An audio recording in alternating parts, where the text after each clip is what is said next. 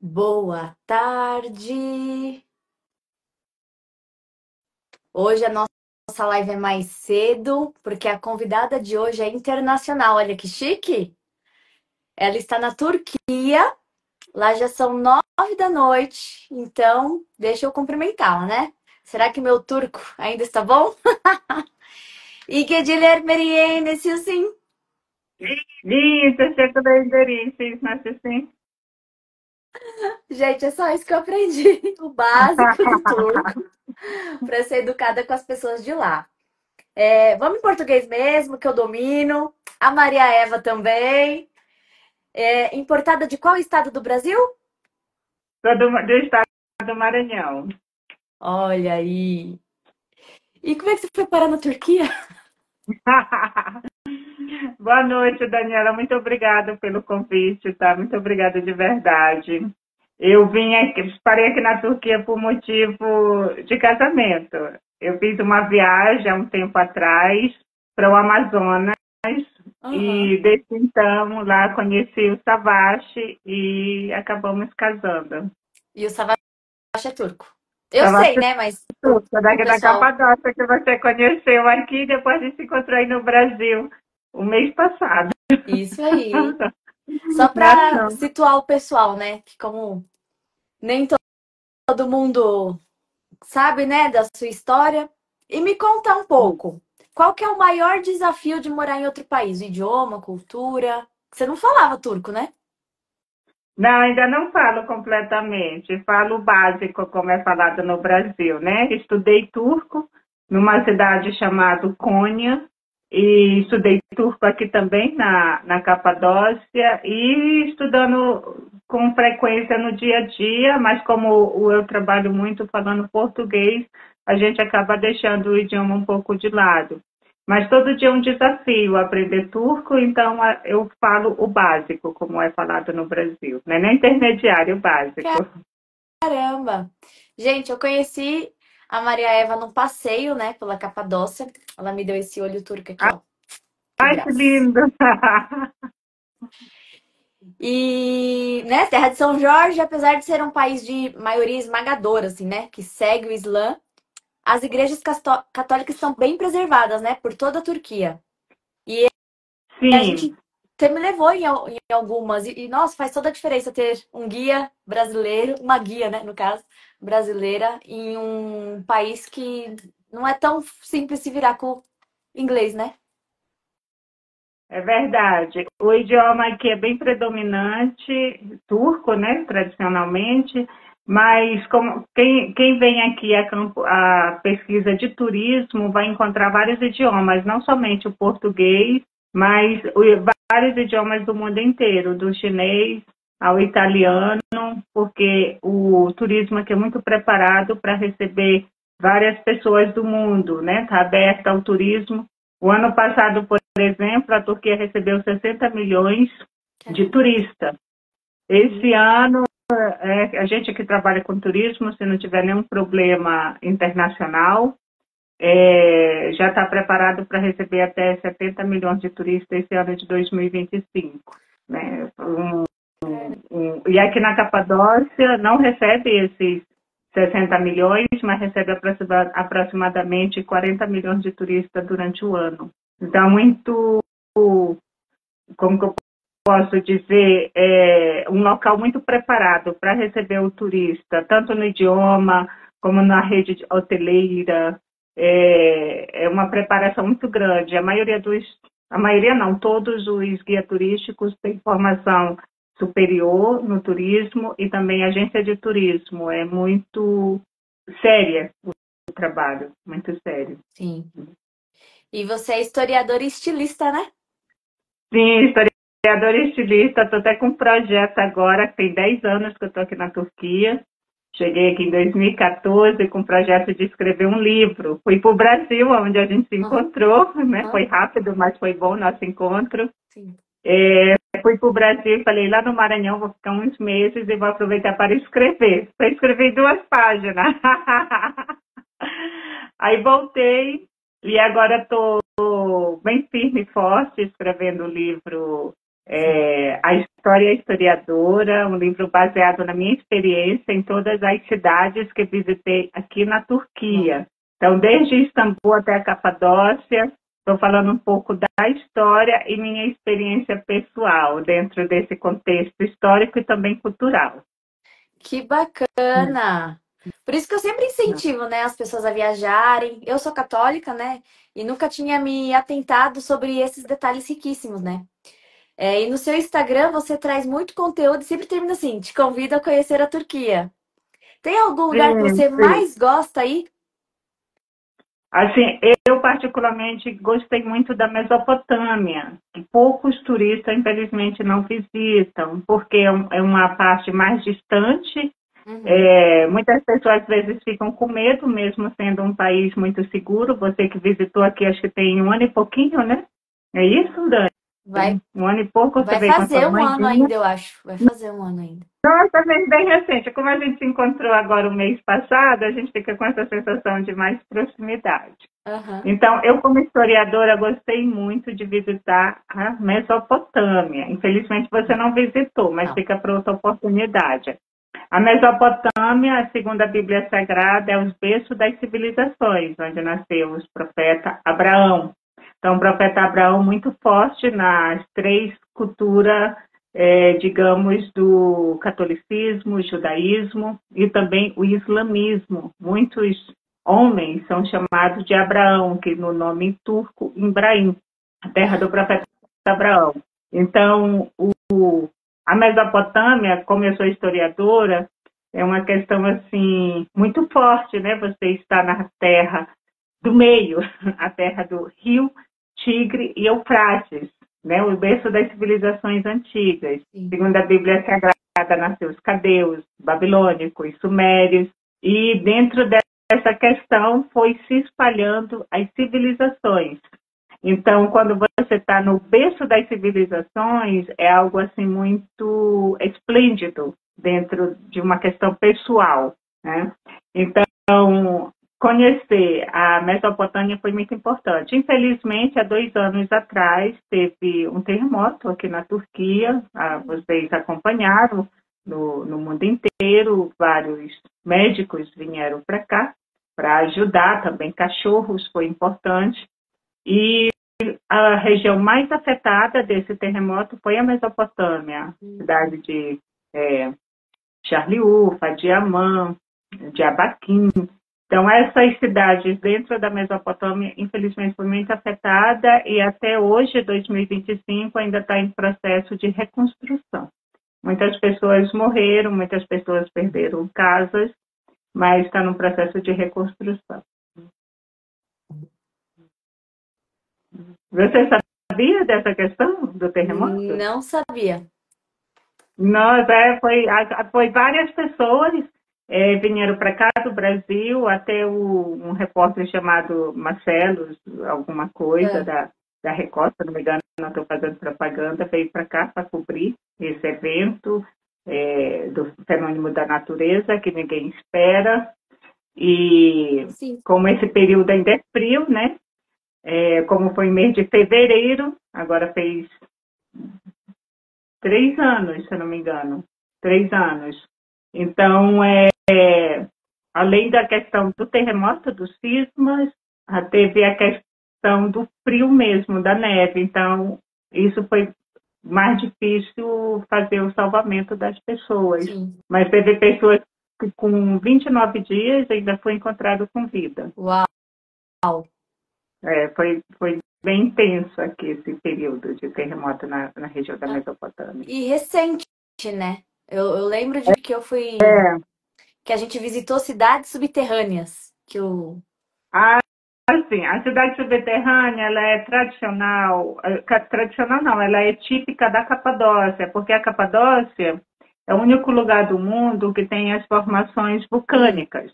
Aqui tem dois vulcões, chamado Hassandá e o Ergueus.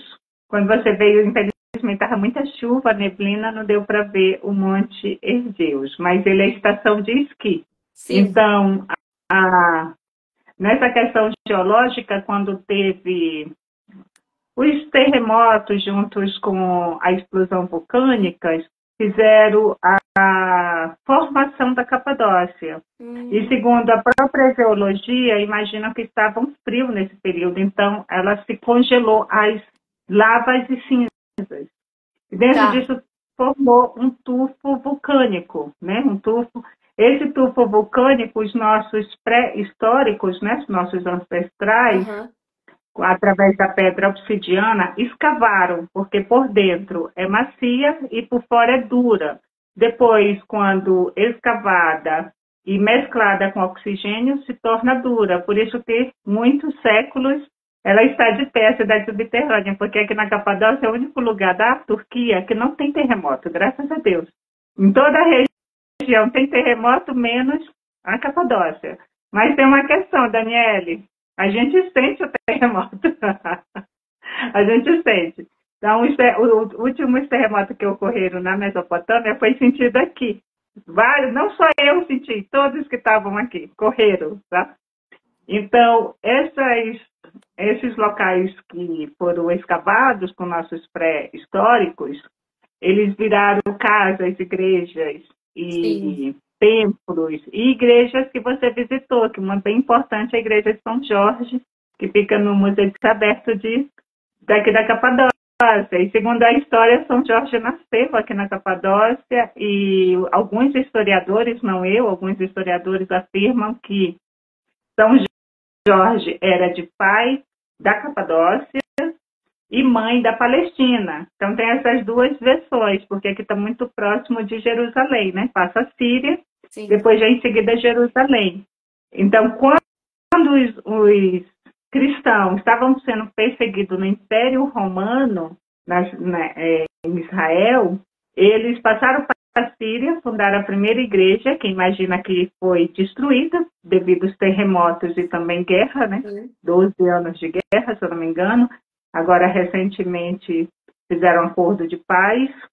Então, depois passaram para a região da Capadócia, onde tem as primeiras igrejas primitivas, do século VII até o século XI, depois de Cristo. Tem muita história no local. Sim, eu lembro, a gente viu, né, assim, Corinto, fomos em Efeso, e tem muito. Claro que tem coisa que o terremoto destruiu, mas tem muita coisa que você fala, eles explicam, né? Olha, aqui aconteceu isso, tipo. Aí você fala, gente, como assim as pessoas não acreditam na Bíblia? Vai da Turquia, a Bíblia tá toda lá, tá tipo. É verdade. Éfeso, por exemplo, é uma cidade antiga, fundada ainda do século III antes de Cristo.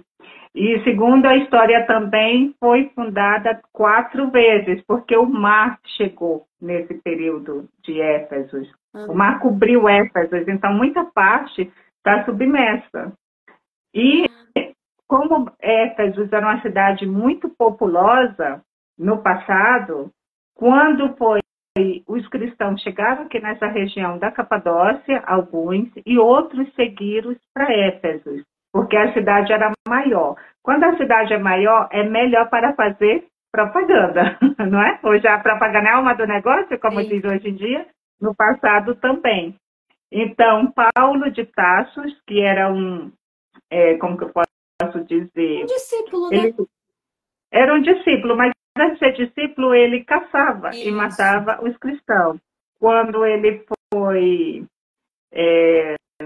o deserto, indo para Jerusalém, passando pela Síria, em Damasco, né, no deserto de Damasco, ele ficou cego. E depois Deus recuperou a visão dele. E aí ele começou a acreditar. E com isso ele começou também a falar sobre Deus, ou a fazer a propagação do cristianismo. E aí ele buscou Éfeso, porque era a cidade mais populosa da época. E Éfeso também é muito importante, porque, segundo a própria Bíblia Sagrada, fala que João, evangelista, levou a Virgem Maria para morar próximo em Éfeso, na região eu fui de na Sedeuque. casa dela. É, Eu fui na última casa, né, que Nossa Senhora morou. É uma emoção. É muito emocionante visitar a casa. Eu já fui várias vezes e cada vez é uma emoção diferente. E o que eu acho mais legal é o respeito, né? Porque o Islã tem outro, considera Jesus um profeta, mas para eles o principal é Maomé, e todo o cristianismo está preservado na Turquia, né? O berço do cristianismo é turco, vamos pôr assim. É, Isso, e pode pode falar. concluir. Pode concluir.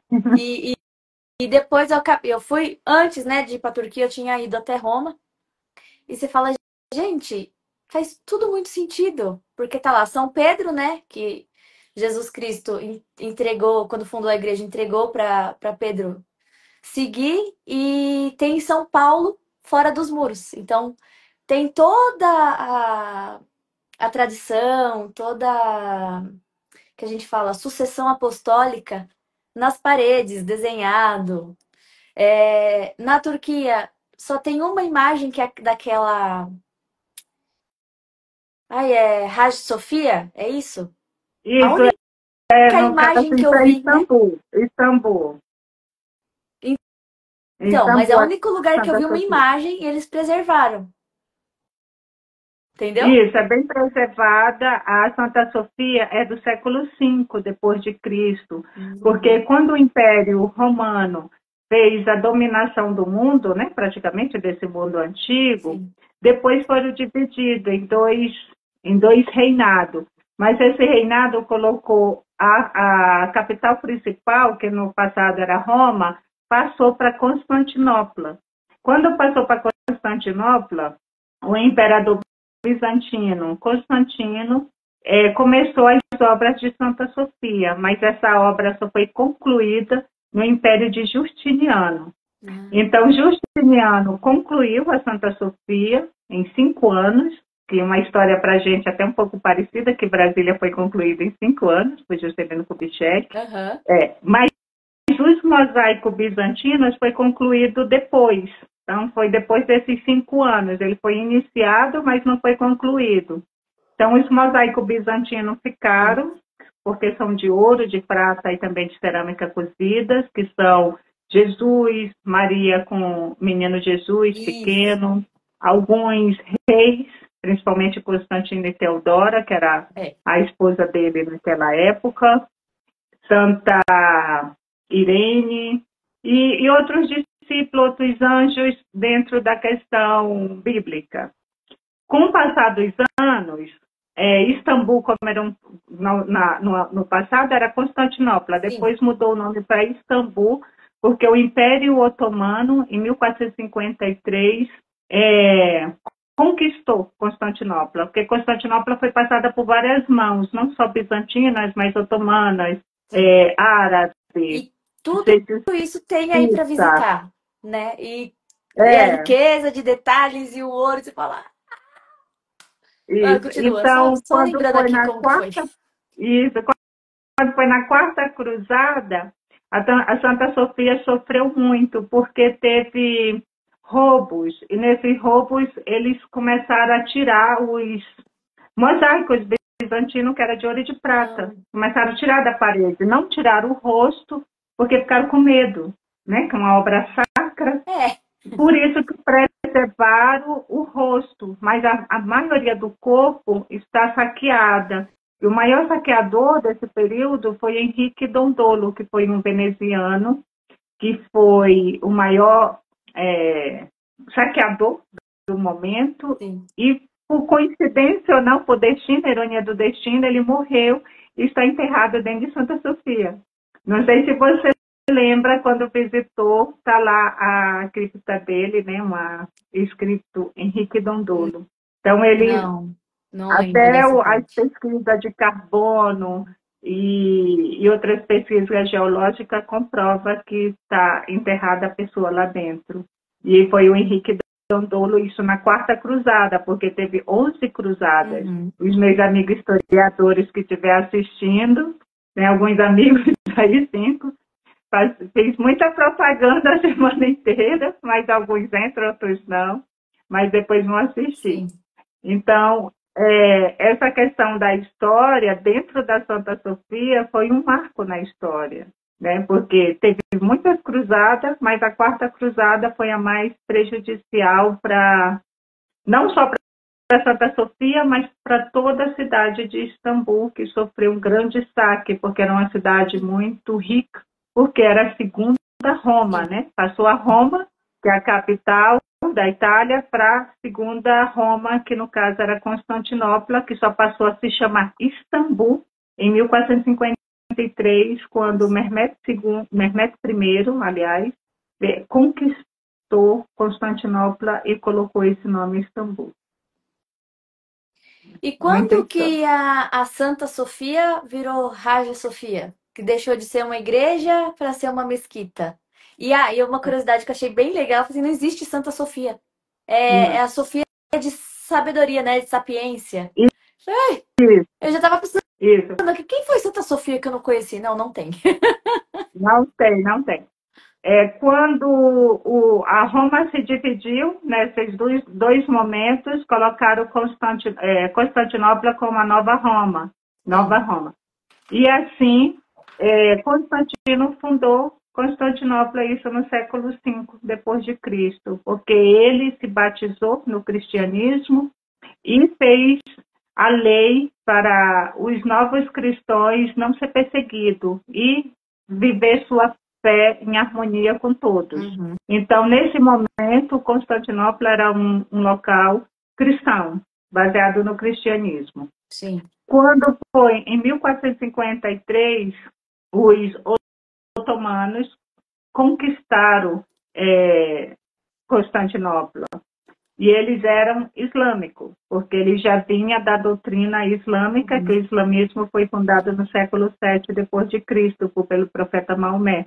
Então, quando conquistou, ele, segundo a história dos próprios livros, que eu tenho aqui muitos livros de história, ele fez a oração, a Santa Sofia, a oração islâmica, e proclamou a Santa Sofia em mesquita, isso a partir de 1453. Sim.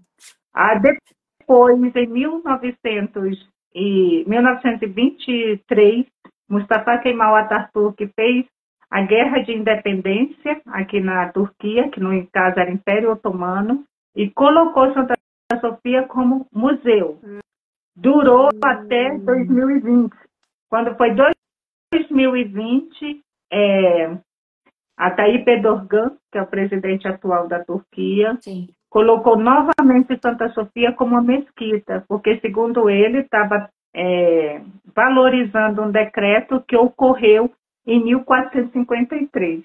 Então, Santa Sofia tinha de ficar como mesquita novamente por causa da questão histórica e da conquista de Mehmed I. Lembrando que Santa Sofia passou por igreja, por sinagoga, por mesquita, por museu. Então, ela foi, dentro da questão da própria história do país, ela passou por muitos momentos assim, de história que marcou o próprio país. Sim. E, ao mesmo tempo, ela é um edifício muito antigo, que eu não sei como sobreviveu e como as pessoas respeitaram ela ficar de pé até hoje, 2025. Então, quando foi 2020, eu visitei ela como mesquita. Eu visitei ela como museu e visitei ela depois como mesquita já em 2020. Então, tem 3 anos e pouquinho que ela mudou novamente. É muita mudança por questão religiosa e por questão de governo. Entendi.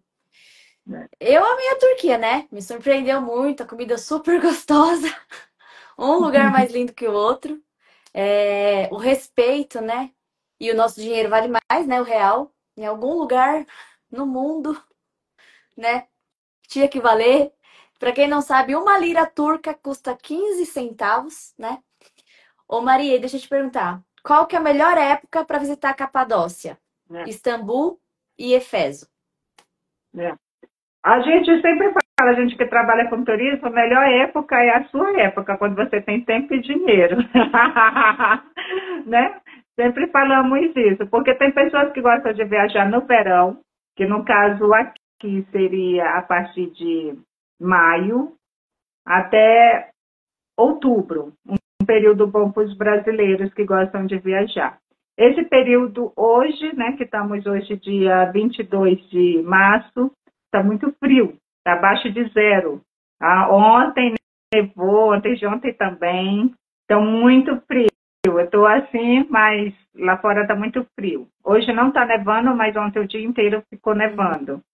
Mas quem gosta de um turismo de frio, aqui tem estação de esqui, não só aqui na Capadócia, que é o Monte Ergueus, onde sofreu a erupção há 1 milhão de anos atrás.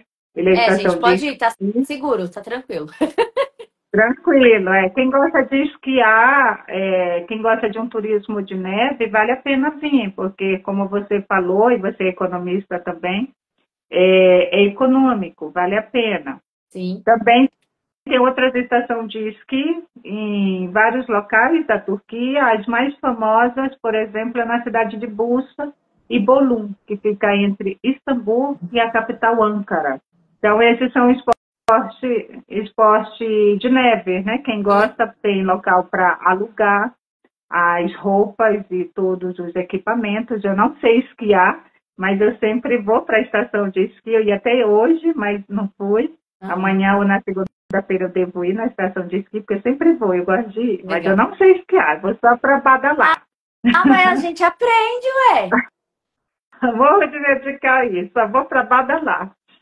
E quem gosta do verão, alto verão, aquele calor imenso, o mês de julho e agosto é muito quente. Então, muitas pessoas às vezes passam mal, até a gente que trabalha com turismo, é muito cansativo. Mas tem um porém bom, o dia dura até 9h30 da noite. Então, até 9h30 da noite tem sol. E no inverno, 4 horas da tarde já está noite. Né? Então, tem as duas épocas, assim, que as pessoas tendo oportunidade, desejando, porque são duas geografias totalmente diferentes. Sim. Tanto na neve é linda, a Capadócia, e o balão funciona também, tá? No inverno. Só não se estiver nevando ou ventando, chovendo, aí o balão é cancelado. Mas caso isso, não tem nenhum problema. Na minha vez não teve balão. Infelizmente, mas aí fica a oportunidade para você voltar, Daniele. Sou obrigada a voltar, sou obrigada a voltar. E você falou um negócio que eu lembrei que muita gente não sabe.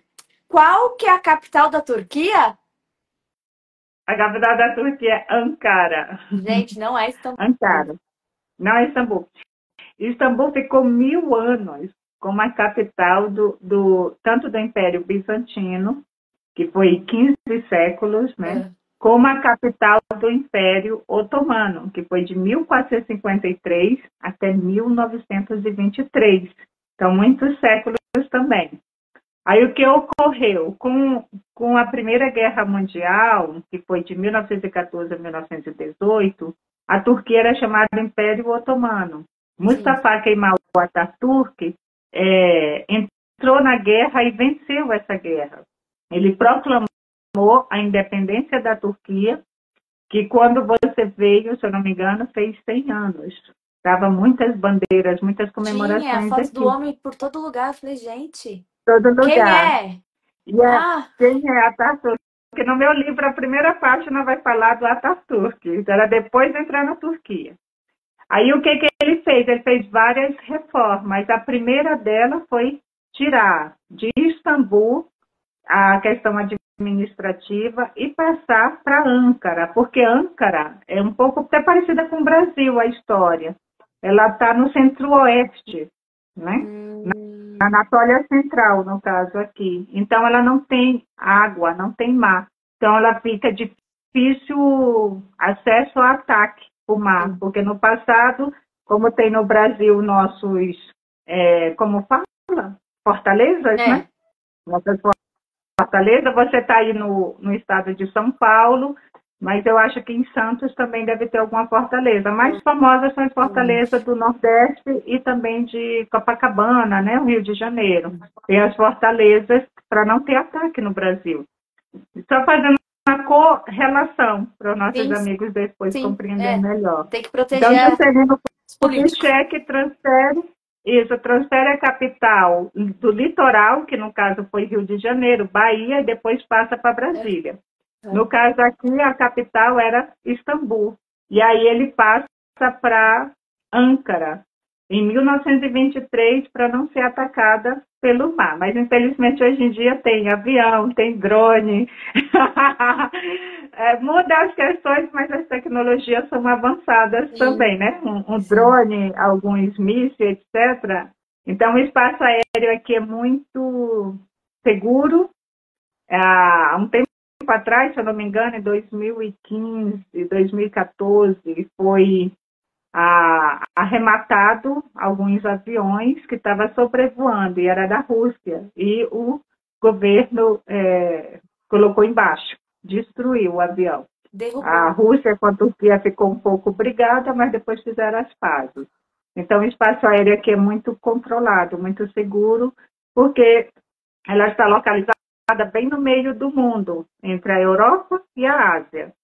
Istambul, 3% é Europa e 97% é Ásia Menor. E a Capadócia é Ásia Menor. Depois já vamos seguindo para a Mesopotâmia, que também vai seguindo para a Ásia. Então a Turquia faz fronteira com 9 países. É um país muito estratégico de rotas comerciais. Tanto é que até hoje tem um acordo internacional do Estreito de Bósforo passar as mercadorias que vêm da Ásia Maior para a Europa e assim seguir para adiante. Então, muitos navios transatlânticos, antigamente com especiarias, hoje em dia com petróleo e gás. Né? Então, o mundo vai mudando. Sim. E aí, a capital, Ankara, vou até visitar a semana que vem, Ankara, porque é o lugar que também tem as embaixadas. As embaixadas internacionais estão em Ankara, igual Brasília, né? As embaixadas internacionais. Qualquer visto, documento para eu que sou estrangeira aqui, tenho que resolver em Ankara. Perdeu o passaporte, se tiver em Istambul, tudo bem, mas aqui em tem Ankara é melhor. aqui tem. Será que não?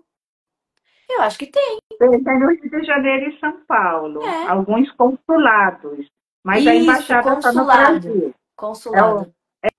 Aqui tem um consulado em Ankara, em Istambul, e as embaixadas em Ankara, que é a capital da Turquia. Então, todas as embaixadas do mundo inteiro que têm acordo internacional com a Turquia estão em Ankara. E o consulado do Brasil e outros consulados também estão em Istambul, porque é a cidade maior da Turquia, tem cerca de 20 milhões de habitantes, mais os estrangeiros. Então, é uma cidade muito cosmopolita, né? Muito, como eu posso dizer, muita gente. Então, precisa de consulados também. Precisa de consulados também. E pelo que eu vi, né, que o streaming hoje, ele te permite despertar para muitas coisas. O brasileiro não tem que só ir para os Estados Unidos, né? Só ir para Portugal. Gente, a gente olhou assim, estava assistindo um filme turco, em português. Você fala, nossa, mas que país bonito. Quanto será que é para ir para lá? E aí foi que a gente... E no filme também mostrava Ankara, e você fala, nossa, mas é tudo muito bonito. É tudo muito, né?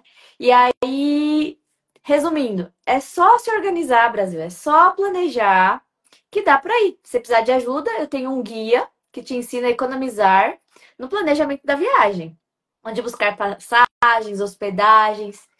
E aqui vocês têm uma guia em português, que é a Maria.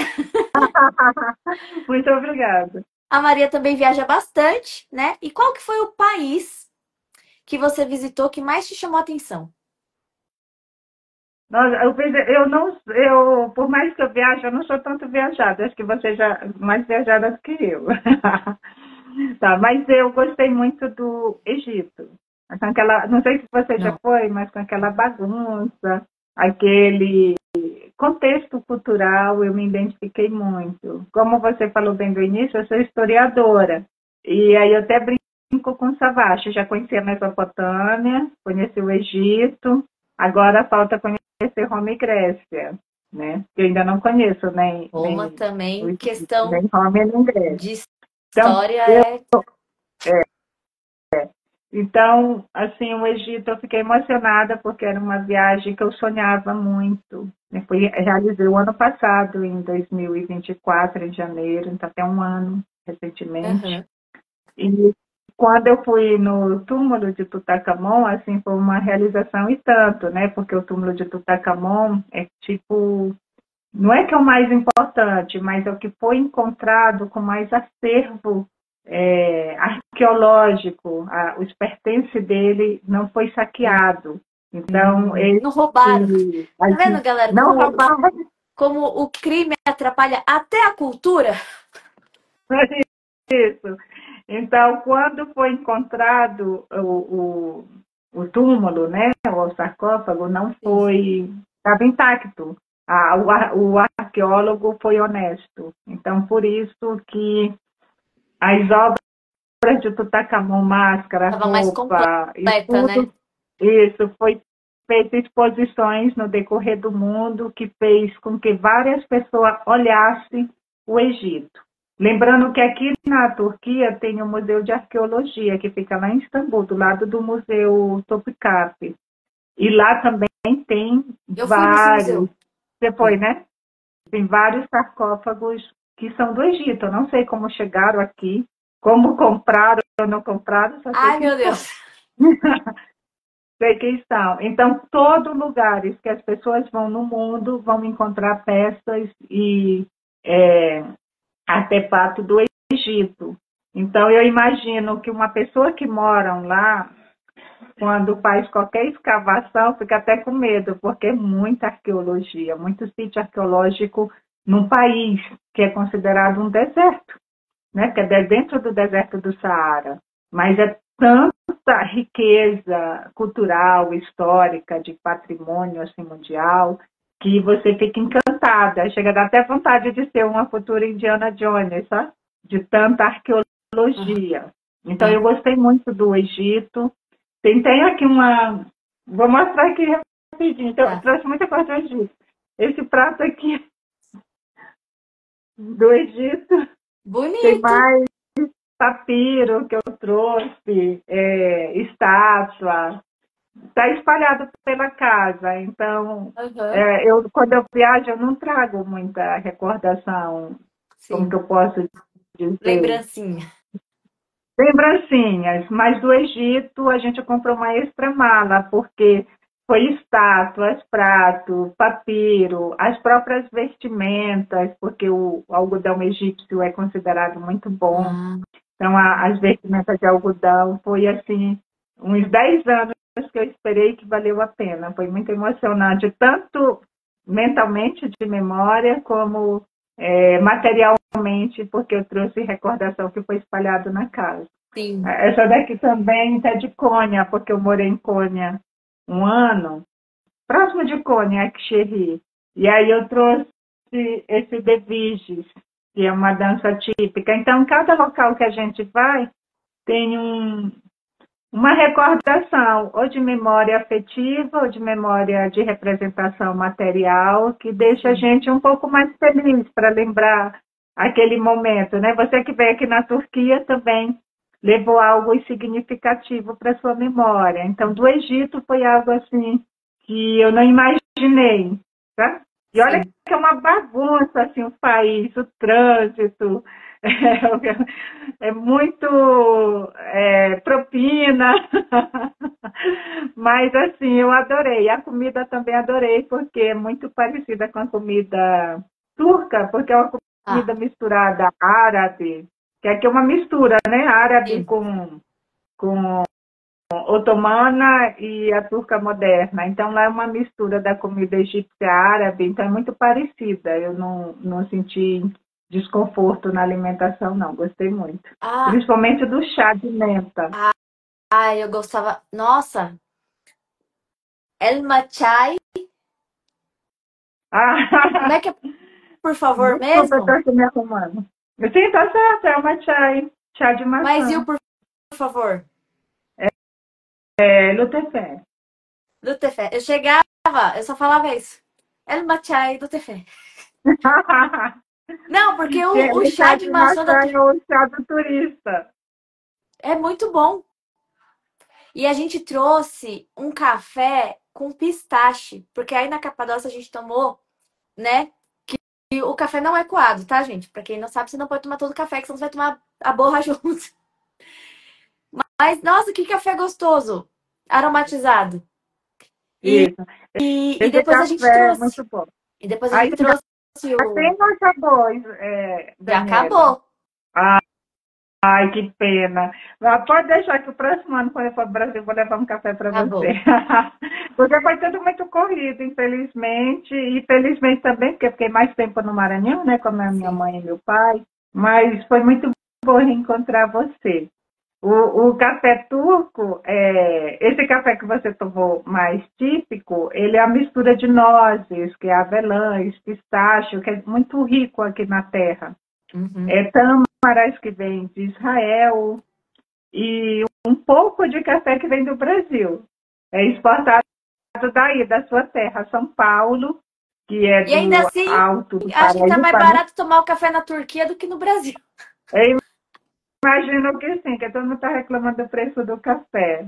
Mas o café turco, ele não lê, ou como se diz, não Boa. coa, porque a borra é lida. Segundo a É. história, quando você toma, vira a xícara e depois lê. Poucas pessoas lê. Eu falo, eu não leio, mas eu invento. Eu invento, eu não sei ler borra de café, não. Mas eu invento. Gente, que barato. É, lembra? Tinha, acho que você já tinha ido embora, mas tinha uma novela que a pessoa terminava de tomar o café, vinha alguém assim pra ler a borra dela pra falar o que ia acontecer com ela. Eu não sei, não lembro se era Caminho das Índias ou se era aquele que tinha a Giovanna Antonelli com. Sabe? Era alguma coisa mais pro Marrocos, assim, mas tinha essa história da borra do café pra ler. Como é uma cultura muito mista, né? Cultura árabe, Sim. porque aqui também teve as invasões árabes e o café arábica, né? Como fala, é muito importante. Então, eles têm essa cultura. De várias novelas, tanto em novelas mais antigas, de época, como novela mais atuais, contemporâneas, eles colocam o café. Tem alguma pergunta de alguém, de algum amigo? É, a moça tá Mas, compartilhando aqui que ela adorou usar canela no café e ela aprendeu na Turquia. qual o nome da pessoa? Eita. Dri. Acho que é a Adriana. Adriana. Ô, Adriana, então você gostou do café? Convido para voltar, tá? Convido você a voltar, já que eu falo, convido você a conhecer. O café é bem tradicional aqui. Muitas pessoas gostam de tomar o café coado e quem não gosta do café inteiramente pode tomar somente para o caso de experiência, né? Porque quando uma pessoa viaja para um país, é bom conhecer um pouco da culinária. A culinária faz parte da Sim, cultura do sim. país. Por mais que você não goste, tem alguns alimentos que a gente olha e não gosta ou fica sentindo rejeição, mas é um caso mais cultural, de apreciar um pouco a cultura do outro. Tanto o café como o iogurte salgado, aqui tem muitos turistas também que não gostam. Iogurte Mas salgado eu às não vezes tomei, não. são. Você não toma, não? De verdade, Dani. É. O iogurte é outra bebida típica daqui, o iogurte salgado. É um iogurte tipo nosso, só que em vez de açúcar, é sal. Nossa. É. E O... aí, no início, eu não gostava, depois eu acostumei. Então, quase todos os dias, eu tomo iogurte aqui com sal. Já até acostumei. Raramente tomo com açúcar. Tanto é que você vai no supermercado, a prateleira de açúcar, de iogurte com açúcar e frutas, vai ter mais ou menos 3 variedades. Iogurte com morango, com frutas vermelhas e às vezes com mel, só. Sim. E, e os de sal tem assim, de cima e embaixo. Caramba. E tem até de balde, tipo assim, 10 litros. Bem, porque eles no inverno, como agora, ontem eu até fiz aqui em casa, abrindo uma parênteses aí, que não Uhum. está dentro do contexto, um mante, é tipo um ravioli, aí pega o iogurte, a receita, viu, meninas? Pega o Anotem. alho, amassa, no seu amassador e faz uma selagem com azeite, sem queimar. Ele só, como se diz, aromar, né? Aromatizar. Quando está aromatizado, você desliga o fogo, coloca na vasilha e coloca o iogurte. Tá. Nesse caso, o iogurte ele é mais cremoso, ele é mais forte. Mistura bem com aquele alho e joga por cima do manter, que é esse tipo de macarrão ravioli. E aí a gente come, é um tipo de quente com frio. É uma delícia. E no verão, eles pegam esse iogurte com pepino ralado, um pouco de alho, também só aromatizado no azeite e salsa. Aí mistura tudo e aí come no verão. Então esse iogurte salgado faz parte da cultura. Vou colocar no meu livro também, quando eu começar a escrever a parte do iogurte salgado. Tem alguma mais pergunta aí? Eu adoro a pessoa colocou. O Ralf falou assim, anotado. Fiz tanta propaganda, meus amigos sumiram. Não, olha, a parte visual da Turquia, que eu falei, é linda. A comida também é muito boa, isso faz toda a diferença, né? Porque senão você fica comendo o quê? E eu lembro que foi muito interessante o café da manhã. Aí eu falava assim, eu não sei se eu almoço ou se eu tomo café. Porque, tipo, a gente tá acostumado com o tipo de café. Aí a gente vai para um hotel aqui no Brasil, o café é um pouco americanizado. Ninguém come ovo mexido no Brasil. Não é nossa tradição. A gente come pão com manteiga, pão com mortadela. E no hotel tem a salsicha, a linguiça, o ovo mexido. Na Turquia tinha batata, tinha uma coisinha, foi uai. E agora? Salada, tinha salada de manhã para comer. O alface, o pepino, igual ela falou. Eu falei, gente. Aí eu falei, no almoço, eles comem o quê? Vocês levaram a gente. Não sei se foi vocês agora. Era tipo uma esfirra aberta. Muito maravilhosa. Não, Como não foi chama? com a gente, não. Foi com outro guia. Aqui na Capadócia, a gente almoçou no restaurante Foi, self-service. verdade. Levaram a gente. Não sei o que, e tem. Eu falei assim, gente, a pizza. Tem a pizza italiana, mas se você for pensar no Habib's, é um árabe, né? Uma esfirra aberta. Isso. Mas a esfirra deles, na Turquia, eu nunca mais comi um negócio daquele. Eu tô para ir num restaurante turco ou árabe aqui em São Paulo para ver se eles conseguem, porque provavelmente nem todos os ingredientes, né, têm a mesma origem. Então deve rolar uma substituição aí. Mas nossa, que comida boa. Que comida boa. Tem perguntas? Não, a Dina tá falando que o café da Capadócia é inesquecível. Oi, Dinha. Beijo pra você, tá? Saudade. O nosso encontro foi rápido no aeroporto de Congonhas. Guarulhos. De Guarulhos, perdão, Guarulhos. A gente se encontrou em Guarulhos. O café da manhã aqui é como se fosse tipo um pequeno almoço. Até os portugueses chamam assim pequeno almoço, porque é batata frita, salada, como você falou, pepino, tomate, ovos. Tem um tipo de ovos que eles fazem aqui, se chama melemém, também é bem típico, pão. E não tem café, né? É chá, porque o café ele fica muito fermentado com outros ingredientes. Então, o chá ele dá um equilíbrio nessa mistura de vegetais. E ainda tem as geleias e os queijos. E o almoço, eles não ligam tanto como a gente aí no Brasil, que geralmente comemos no café da manhã um pão com manteiga e um café com leite, e depois almoçam arroz, feijão e etc, né? Aqui não, o almoço não é tão fundamental como para a nossa cultura. Então, o café da manhã é mais forte, dependendo da casa da pessoa, também tem sopa. Eles fazem uma sopa merdinek, que é uma sopa de batatas com ervilha vermelha, lentilhas. Lentilhas vermelhas também é uma delícia. Então, mas no verão que hoje a gente almoçou, perdão? No verão também tem sopa? O ano inteiro é que eles tomam sopa e o chá. É o tempo todo. Olha. Então, sente, mas o corpo parece que evapora, tá? Ai, meu coisa caiu aqui, perdão. Ou compara o que estou ouvindo. Sim. Tá? Então, o tempo todo eles tomam sopa e o chá, tanto no inverno como no verão. É bem típico aqui. Olha. Aí, na janta, se come melhor, porque as pessoas vêm para casa e aí comem. Jantam melhor em torno de 6 horas da tarde. Aí já é uma janta mais tradicional, dependendo da casa, da economia, etc. Muito parecido com o Brasil. Assim, não tão parecido, porque no Brasil a gente almoça mais e no café da manhã é mais simples. Né? Lá no Maranhão, por exemplo, que eu sou do Maranhão, um dia comemos cuscuz, um dia tapioca, um dia bolo, com café e vai alternando. Não colocamos tudo em cima da mesa, igual muitas pessoas pensam. O nordestino coloca abóbora cozida, mandioca, batata, tapioca, queijo coalho. Imagina tudo aquilo em cima da mesa. Não, é só uma coisa só.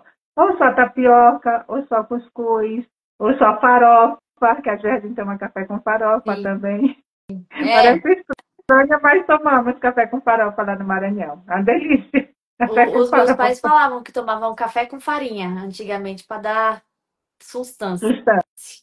Mas vamos voltar aqui. Eu adoro café com farofa. Até o Sabacho comeu farofa lá no Maranhão no café da manhã. E ele gostou? Gostou, porque é uma mistura de farinha com manteiga e ovos. Tudo.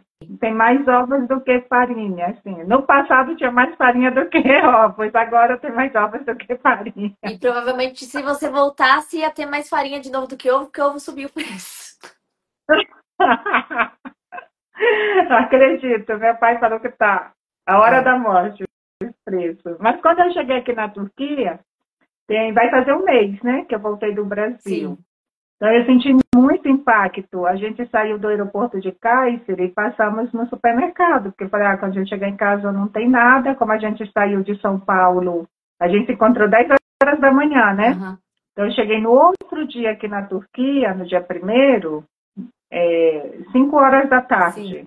Então deu bastante tempo de viagem. E aí, quando a gente passou no supermercado, era mais ou menos 7 horas da noite, até sair do aeroporto e tudo, fazer aqueles trâmites. Aí eu falei, nossa, que caro. Tudo tão caro. Porque quando eu cheguei aqui, os valores que era tipo 10, aqui passou para 100. Né? No Brasil, tipo um leite, R$ 10 um litro de leite. Aqui, um litro de leite, tipo 100, tá 55 liras turca. Então, eu fiquei assustada. Né? A inflação está muito alta. Não sei se você está acompanhando, mas na TV, um amigo meu lá do Piauí, o Ramon, enviou um vídeo para mim hoje pela manhã sobre uma manifestação em Istambul. Aí eu falei assim, de novo? Ramon, essa é uma manifestação que ocorreu ontem, de ontem, em 4 cidades da Turquia. Ankara, que é a capital, que tem a população grande, Izmir, Istambul e Adana. São os lugares de maior número de pessoas. Já está tendo manifestação. Uhum. Mas a manifestação não é só pela infração, é por questão política. Agora está chegando mais próximo das pode eleições manifestar? presidente. Tem manifestação mas aqui. pode? Alguns vão presos, depois só pode. Aqui é democracia. Que bom que aí aqui é democracia. Então, tudo pode protestar. Então, as cidades que têm maior número de pessoas vão. Aqui na Capadócia, o número de pessoas for maior, não sai para protestar, não. Eles ficam em casa, só assiste pela TV. Não. Mas pode manifestar. Aí, ontem, foi grande o número de pessoas em Istambul e saíram em vários canais de TV do mundo, porque hoje eu fui olhar, porque meu amigo enviou. E aí, conclusão. Muito parecido com o Brasil, porque está chegando próximo das eleições, o presidente atual não quer que outra pessoa se candidata às futuras eleições. Sim. E aí, aqui não tem nome forte na política, infelizmente, e por isso que o presidente Tayyip Erdogan está no poder há 20 anos, porque ele foi primeiro-ministro, foi depois presidente, depois teve uma nova lei, ele se candidatou e ganhou, então não tem um nome forte para concorrer com ele. E aí, por coincidência, que eu nem voto aqui, porque eu sou cidadã brasileira, eu falei até com o Savashi, o prefeito de Istambul, é um nome forte para a futura presidência do país, né? Porque é um local que tem o maior número de eleitores, né? Istambul, igual São Paulo, o maior número de eleitores. Então, se o prefeito de São Paulo fizer um bom trabalho, ele tem chance de ir para a presidência no futuro. Igual aqui, o prefeito de Istambul tem chance de ir para o futuro presidente da Turquia. Só que aí foi tanta, como que eu posso dizer, tanta investigação, tantos problemas que foram atrás do diploma universitário dele, para poder barrar ele.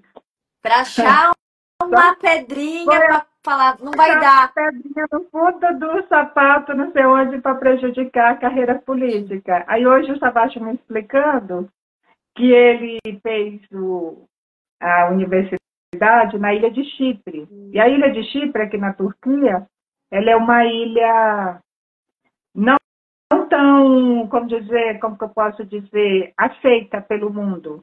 Porque ela está dividida. No meio é Grécia, do outro lado é Turquia. Porque as ilhas no passado, entra a história de novo, as ilhas no passado era Império Otomano na Turquia. Só em 1923 que ela foi demarcada e feito República da Turquia como Mustafa Kemal Atatürk. As ilhas que estavam contornando o país, a Grécia ficou do lado da Grécia. E aí a ilha de Chipre, eles fizeram guerra até na década de 70. Para não ter mais guerra, né, que tem 40 anos aproximadamente, a última guerra, dividiram a ilha no meio. Então ficou um lado grego, um lado turco. E lá feita as duas moedas, a moeda euro e a moeda lira. Nossa. E a gente que vai viajar para lá, eu brasileiro, eu posso passar por os dois lados, lado grego e o lado turco. Mas o Savashi, que é turco, só pode ficar do lado turco, que é o lado norte. Oxe. Então, ele fez universidade lá. Segundo eles, a universidade de lá não vale aqui. E aí o candidato que está lá falou que não tem diploma superior. Porque o país, a ilha de Chipre, ainda é um país que está ainda, como que eu posso dizer, em aceitação internacional. Então tem muitos gregos que vêm do lado, vêm caminhando, porque não tem nem rio, passa caminhando, só tem uma faixa e um cercado. Então a pessoa está jogando bola, caiu para o outro lado, corre lá rapidinho, pega a bola e volta para o outro lado. É desse jeito a ilha. É uma linha que eles fizeram, imaginária não, fizeram a linha, só desmatada o capim. Ficou assim, tipo, sem vegetação. Imagina que você tem um quintal, tira o muro e deixa aquele local sem muro. Sim. E, tipo, pegou e capinou para não ficar vegetação no local, né? Então, a ilha é dividida daquele jeito. Meu Deus. E é uma Mas tá melhor do capital por dois lados. Então, a ilha de Chipre é muito engraçada. E tem outra questão da ilha de Chipre. Eu visitei lá tem uns 6 anos, essa ilha. A gente foi de cargueiro, aquele navio cargueiro que leva as mercadorias. A gente viajou daquele jeito. A gente foi à noite, chegamos de manhã, no outro dia voltando no mesmo cargueiro. A gente faz muita aventura assim. Aí, a ilha de Chipre tem um local dentro dela que começaram a brigar, os gregos com os turcos. E aí todo mundo saiu. Ficou sem ninguém, ficou abandonado. Então imagine, tipo o bairro de Guarulhos, onde você mora abandonado, sem ninguém. Todo mundo saiu. Então, concessionária, casa, hotel, tudo saíram. E aí colocaram um espaço da polícia para ninguém passar para esse lado. E aí muitos turistas que vão lá, vão até um lado da concessionária para tirar foto lá, tipo o mini bairro que não mora ninguém, que ficou vazio. Caramba. É muita história na ilha de Chipre. Quando você tiver outra oportunidade, visita a ilha de Chipre. Porque você vai para o lado turco e você paga em liras. Não precisa ir para o lado grego. Mas a gente brasileiro pode passar para o lado grego e depois volta para o lado turco. Caramba! Mas tá, ó, pensa pelo lado positivo, né? Tá melhor do que a questão, A falta vai, de gás. também. Perdão? E se a gente voltar na história, a divisão das Coreias, que um não vai pro Isso, outro lado, e tipo, é o mesmo isso, idioma, a mesma cultura. E as Alemanhas, quando tinha o Muro de Berlim. isso, Lá, isso, a pelo Alemanha menos, não tem Ocidental e muro. Nada Oriental. divide, você pode ir. Gente. Pois é, por 2025 ainda tem essa questão. E aí o prefeito de Istambul, que fez a universidade lá, na Ilha de Chifre, Aham. estão falando que não vale o diploma aqui. Ah. Isso estão falando de 30 e poucos anos atrás, quando ele fez a universidade. Porque às vezes, por uma questão de erro da própria sociedade, você paga o preço, né? Porra! Porque se validou o diploma no passado, tem de validar. Sim. Agora não vai ser candidato porque não tem diploma. E eles falam, cadê seu diploma? Cadê seu diploma? Mas é político, está na cidade maior do país. Administração, tudo maior, e agora fala que precisa do diploma. Faz outra universidade. É, Apesar que nem pode fazer, porque ficou tão importante.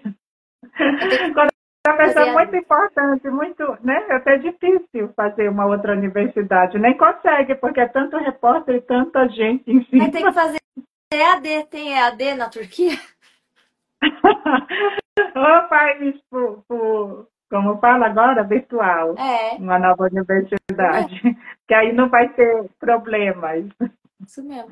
Tem mais alguma pergunta? Sim, eu tô olhando Valamos. aqui, ó. Quer ver? O Ralph tá muito animado para ir para Turquia. Ele O pergunta, Ralph, ele é amigo de Zedoca. O Ralph, ó, beijo, Ralph. ele quer saber quais cidades que vocês indicam para turismo. Todas. Tá. Ralph, ó, você é especial, viu, meu amigo? Nossa, ele me ajudou tanto lá em Zedoca, acredito, Ralph. É DJ. Os lugares clássicos aqui é chegar em Istambul, fazer Ankara, depois seguir para Capadócia, Pamukkale, Éfeso, Casa da Virgem Maria, e depois voltar para Istambul e depois seguir o destino. Esse é o mais que a gente chama circuito triângulo, né? Faz um triângulo certinho na Turquia. Sim. Se vier por conta própria e tiver, como você é economista, um bom orçamento, né, para fazer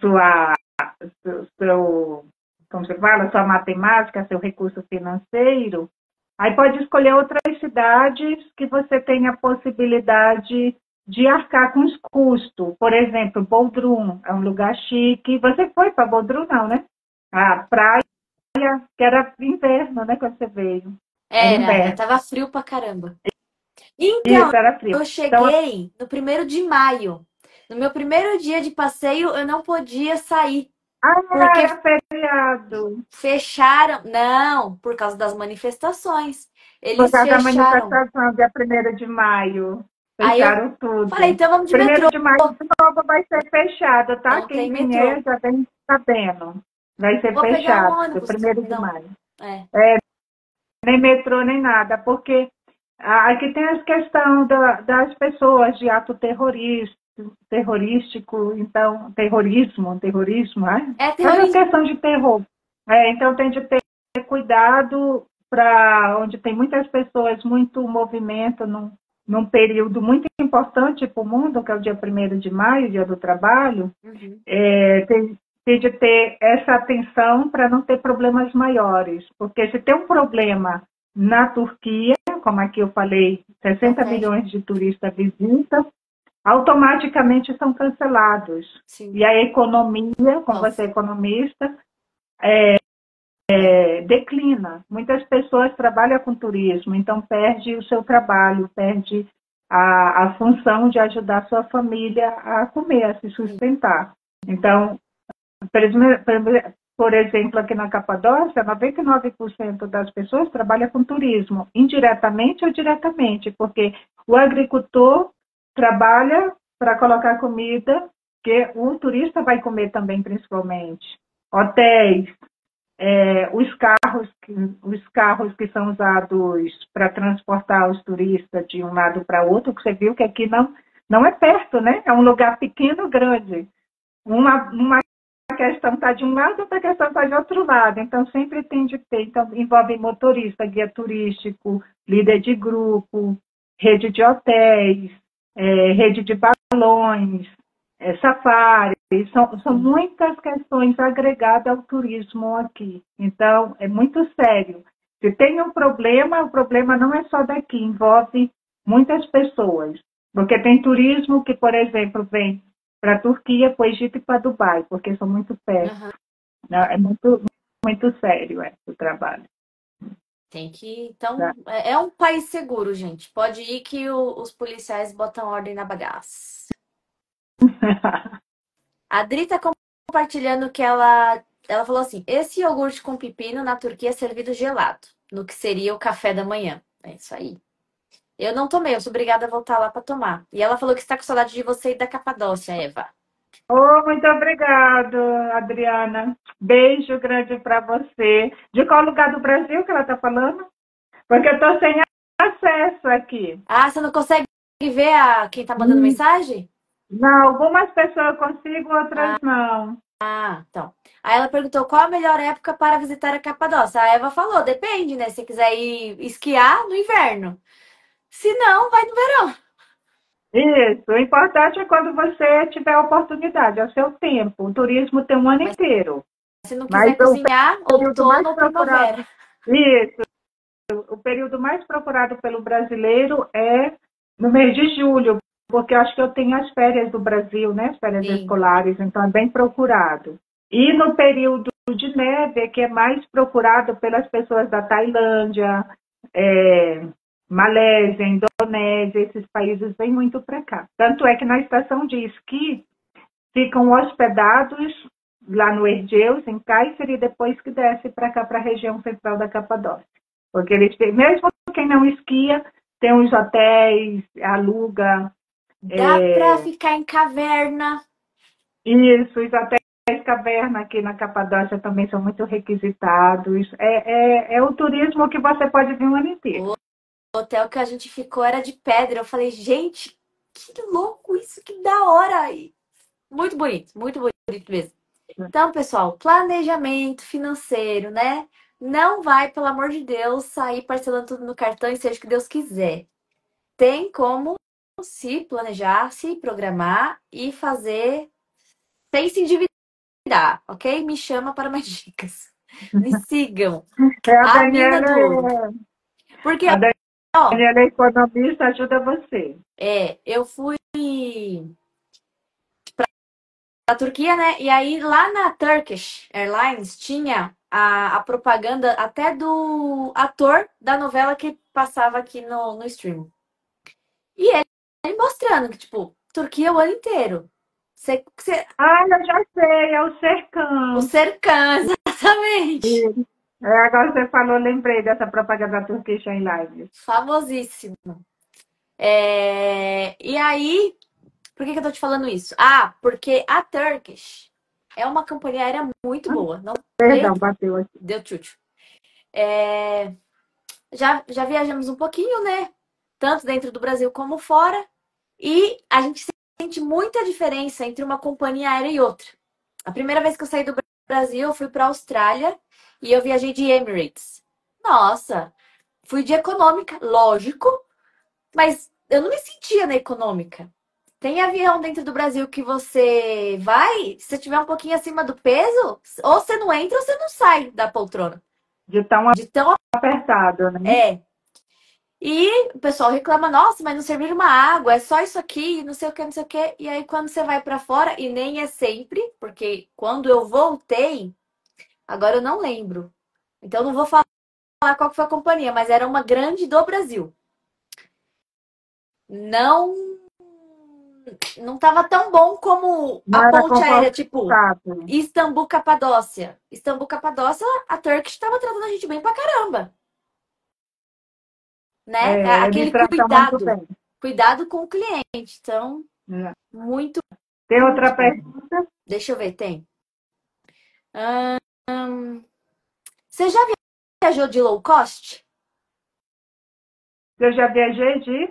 Low cost, aquelas Não, companhias aéreas que você não, que você vai numa sardinha sem mala. não, não, não. Não.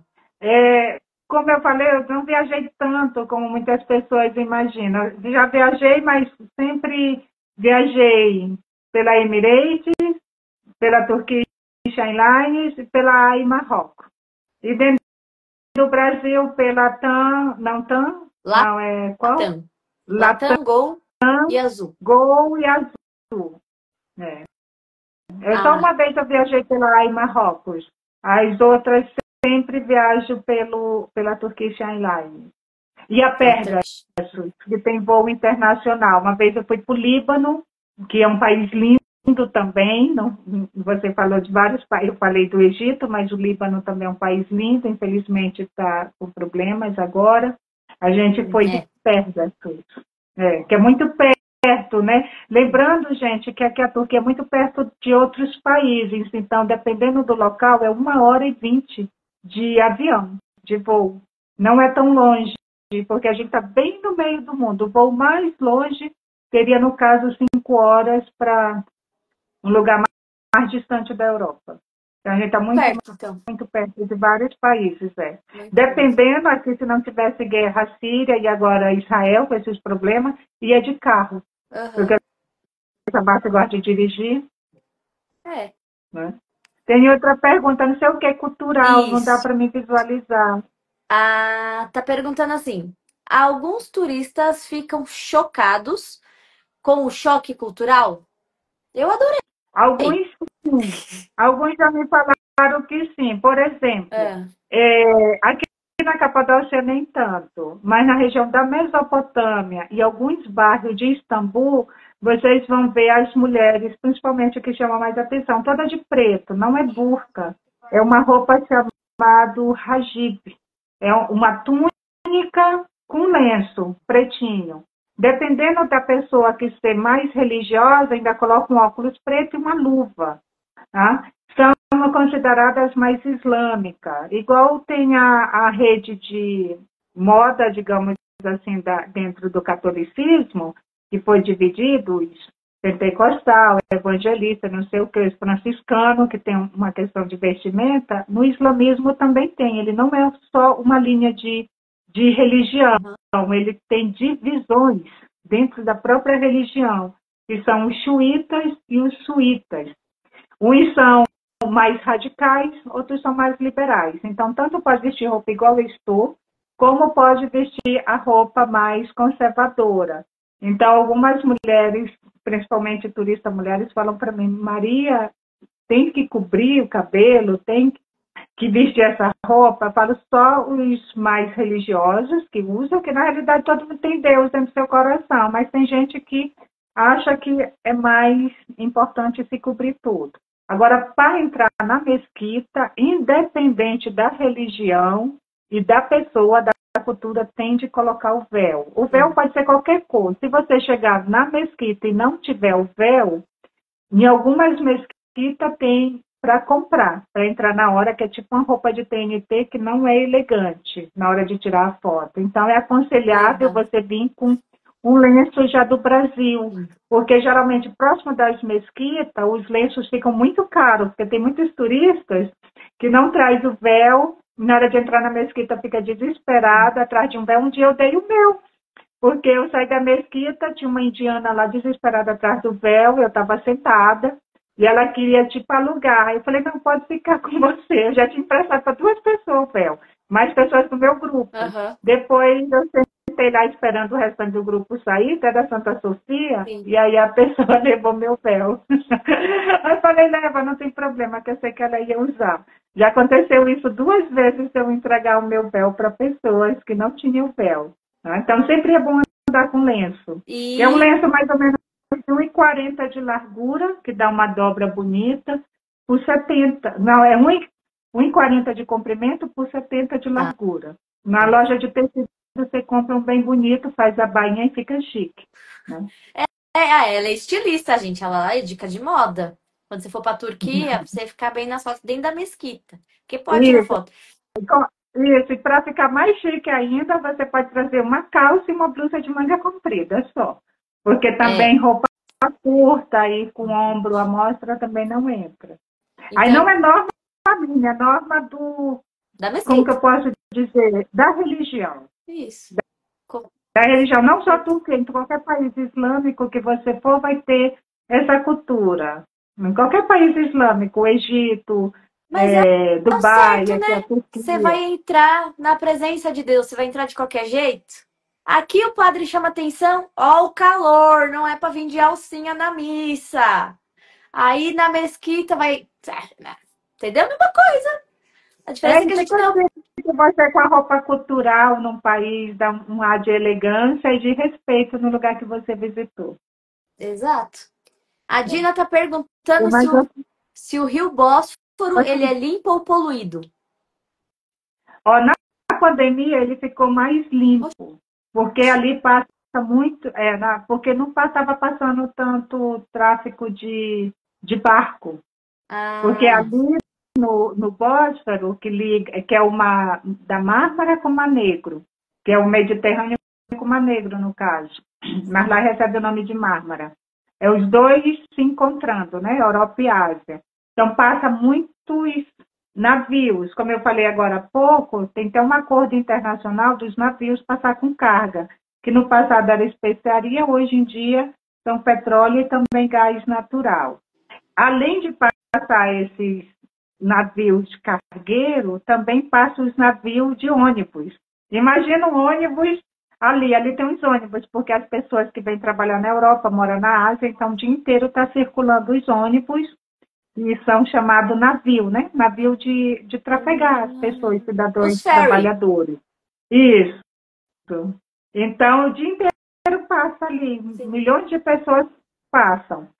E mais os navios turísticos. Sim. Então, imagine o tanto de óleo que sai. Mas muitas pessoas, principalmente homens, de vez em quando eu vejo tomando banho no Bósforo, no período de muito calor. Mas não é aconselhável. Primeiro, porque não é poluído, mas está sujo devido ao óleo que Sim. sai Sim. dos barcos, né? E também, é, como fala, as ondas pode bater e você pode se machucar. Mas muitas pessoas tomam banho do Bósforo. Aí ele ficou, tipo, natural, né? No período da pandemia apareceram até animais, golfinho e outros animais lá, Caramba, nadando, porque estava praticamente sem nenhum movimento de a barco. Tá? Mas assim, natureza, né? poluído não é. Assim, Sim. não tem lata de refrigerante, essas coisas, eles têm bastante cuidado Igual o para Tietê, não é não, igual o Tietê, entendi. não colocar dentro. O Tietê é muito poluído, né? O Bósforo não, ele não está dentro da linha de poluição, Sim. mas ele não é totalmente limpo. Não é como é que o pessoal fala na praia? Próprio para banho.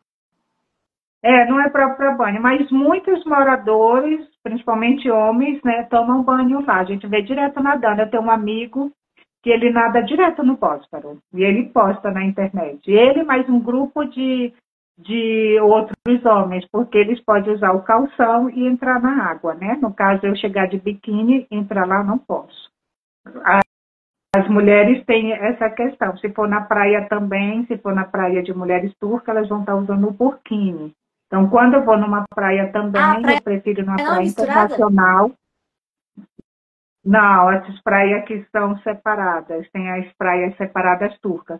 Não que é 100%, mas, por exemplo, Bodrum, que eu até ia falar por Ralph, é um lugar muito badalado, então vai muito turista do mundo inteiro, é internacional, Sim. Bodrum. Então você pode, a maioria lá pode usar Biquíni. biquíni, maiô. Mas se eu for em uma praia mais distante, que é considerada mais turca, que a gente vai ver pela própria estrutura do local, aí vai estar já usando o burkini, que é uma espécie de uma calça, uma blusa com manga comprida, com gola alta e a touquinha. A touquinha não, o capuz, Sim. que também já vende nos locais de biquíni.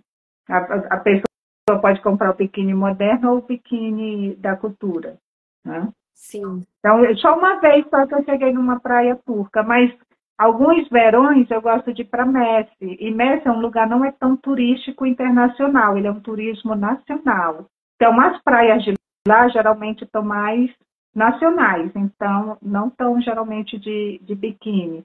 Ou estão de short, ou burkini, uma roupa mais comportada. Aí por isso que a mulher não entra no posto, Justo. só os homens. Mas tem as ilhas próximo de Istambul, que é bem visitada pelos turistas, que é chamada Ilha Bela também, pode até parecer um pouco com São Paulo, Ilha Bela, que você pode usar o biquíni. É tipo 40 minutos de Istambul tem ilhas. Caramba. Tá? Não ilhas atlânticas, ilhas mais costeiras. Essas ilhas são turcas, não são gregas. As ilhas que ficou grega e turca é a Chipre, que do lado é grega, do lado é turca, que é dividida. Tá. Tem essa questão de geografia assim, política junto. Tem mais uma pergunta aqui do chat para você. Tá, Se você se sentir confortável, né?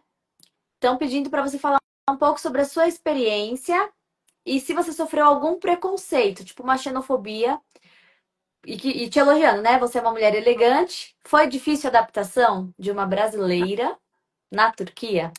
Na Capadócia, que a Capadócia é outra cultura, né? De Istambul. Istambul é mais aberto. Se quiser, senão Qual é o nome faço. da pessoa? Eli Macedo. Ellen Macedo. Ellen Luciano. Macedo, muito obrigada pela pergunta. Como? Luciano, achei. Ah, Luciano Macedo, eu conheço também, lá de Zadoca. Beijo. Tô até com o desenho dele aqui, olha. Olha, porque eu tô aqui na minha estante. Desenho do Luciano que ele me deu, que lindo. Que legal. Tem até tá aqui do ladinho, que eu coloco para não amassar. Ô, Luciano, eu incompreendi sua pergunta. Eu já sofri xenofobia aqui na Turquia, infelizmente, por parte de professores. Como eu falei, eu estudei em Konya, estudei aqui na Universidade de Nevşehir. E nesses dois locais eu sofri xenofobia por parte dos professores, pessoas que era para te orientar, estavam me prejudicaram muito, infelizmente. Não falo todos os professores, mas 3 que eu passei, tive sérios problemas.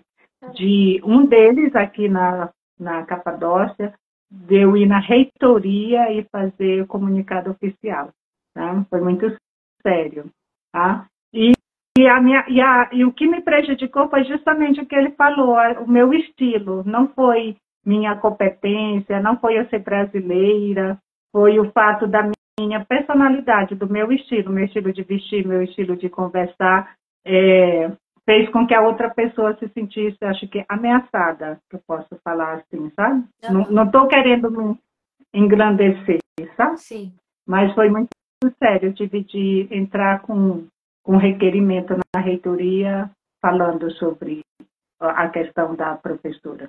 A outra eu nem fui atrás, mas a outra eu até desisti, a outra da escola. Não. Mas a outra foi muito séria, eu tive de entrar com requerimento. Porque às vezes Então, foi a pessoa... o caso mais marcante de xenofobia comigo. Infelizmente, seres humanos, né? Em vez da pessoa se sentir não motivada, mas, pô, se a Maria Eva, ela se veste, né, colorido e feliz e tal, liberdade, deixa eu trocar uma ideia com ela, pra ela ver se elas me dão umas dicas, como é que eu posso... Porque eu queria me vestir como ela, mas eu tô, às vezes, tão fechada em alguma coisa que eu não consigo. E aí eu vou atacar a Maria Eva porque eu não consigo ser livre como ela. Mas, infelizmente, eu não falo todas as mulheres, Daniele, mas muitas mulheres têm problemas com mulheres. Sim. Por mais que as mulheres falam Dia Internacional das Mulheres, as mulheres unidas, as mulheres juntas, etc., etc., tem muito essa questão de problema, principalmente quando entra nacionalidades diferentes. Porque a nós brasileiros, já coloco nós, mulheres brasileiras, a gente é muito independente, a gente é muito livre. Eu até penso desse lado assim, meu, porque eu fui professora no Brasil, né? A gente olha para o aluno com um olhar de... Você também é professora, com um olhar de prosperidade, de futuro. Os meus, né? então, eu quero que todo mundo fique rico. Pois é. Mas tem muita questão pessoal, como que eu posso dizer, acho que eu nem sei se é genética, o que é, mas a questão de mulher com mulher. Dificilmente eu tenho mais amigos homens do que mulheres. Tanto é que quando eu estava estudando aqui, digamos que tinha 10 homens na sala e 10 mulheres, 8 homens eram meus amigos, e de mulher 2. Né? E aí isso me prejudicou, porque eu sou mais amiga de homens, tanto de homem como de homem gay. Tenho muitos amigos gays. E aí, como eu estava estudando com muitas nacionalidades, né? Tinha eu do Brasil, outros de outros países, sim, eu fiquei mais amigas de homens do Afeganistão, que estudavam comigo. E isso me prejudicou muito. Porque na cultura deles, não pode. A mulher... mas quando eles estavam aqui na Turquia, que a gente ficou amigo, aí um dia de um aniversário, não sei, começou no dia do aniversário, a gente ficar mais amigos, porque eu fui dar um abraço. E aí um não quis me abraçar. E eu estava muito sem perceber a cultura, eu não tinha pesquisado, porque tudo que falava de outros países eu não fui pesquisar, só fui pesquisar depois os países que estavam estudando comigo. Aí o que aconteceu? Ele falou que não podia abraçar. Até compreendo agora. Aí eu escrevi que eu não vou tradutor, porque era início das aulas. Muita gente ainda não sabia turco. Aí eu falei, você está em outro país, você tem que estar na cultura do país, e não na sua. Né? Você está do país. Eu estou lá no Brasil, vestida toda de burca. Você está na cultura do Brasil. Não é isso? Aí o que religião, mas não é o caso.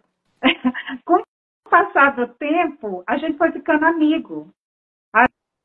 Assim, até o nome de amizade, tudo foi mudando. Sabe quando você está amiga? Sou amiga da Daniela, como é que eu vou te chamar? Dani. Não é assim? Sim. Quando você é mais amiga? Então, isso me prejudicou, porque eu comecei a chamar eles no nome mais íntimo, assim. E aí saía para almoçar, ou almoçava no bandejão da universidade. Você sabe, né? Aquele bandejão. Sim. Mas aí a gente saía para almoçar e voltava e conversava, só esse ritual. Depois na sala de aula, tranquilo. Pois isso me prejudicou. Essa comunicação. Entendi. Foi muito sério. Agora falando até sorriu, sabe, assim, dessa questão, mas foi muito sério na época. Viu, Luciano? Beijo para você e para Zedoca aí no Maranhão. Meu amigo. Para a Ana Jennifer também. A Ana Jennifer que me apresentou para ele. Tem mais uma pergunta aqui para você. O Ariel quer saber se você poderia falar um pouco da culinária. Depois você assiste mais um pouco antes, Ariel, que ela já falou. Mas tem uma pergunta específica dele aqui, ó. Quais são os pratos mais representativos e tradicionais do país? Tirando a sopa. Super, parabéns, Ariel. Eu também conheço. Eu até falei para ele que a gente vai fazer uma live mais no futuro. É lá de Pernambuco. Parente da Jojo, da minha amiga lá da França, de Paris. Que chique. O ano que vem eu quero conhecer Paris, viu, Ariel? Tomara que a gente se encontre lá em Paris, na casa da Jojo, Inxalá, tá? Os pratos mais típicos aqui da Turquia em si é o kebab. Maravilha. Que tem vários tipos de kebab, que é tipo o nosso churrasco, né? Não, que vai... Eu gosto mais de kebab do que de churrasco, eu acho. Ele imita um churrasco. Então, tem o kebab, que é tipo churrasco, um churrasquinho, daquele de palitinho. Tem o kebab, que é um rolete, que você acho que viu muito no Istambul, na rua, vai rodando, que chama... Aqui é churrasco grego. Churrasco grego, Porque como aqui é Grécia e Turquia era muito junta, tudo, o iogurte é grego, iogurte Sim. turco. É. Baklava turco, baklava grego. É, kebab turco ou kebab grego. É o mesmo nome, Olho moussaka turco turco, ou olho olho grego? turco. Isso. É muito junto e misturado. Então, o kebab turco e o kebab grego, lá é grego, aqui é turco, Aham. também é muito comum. E aqui na Capadócia tem a gubete, que é diferente desses outros pratos, que esses são assado, né?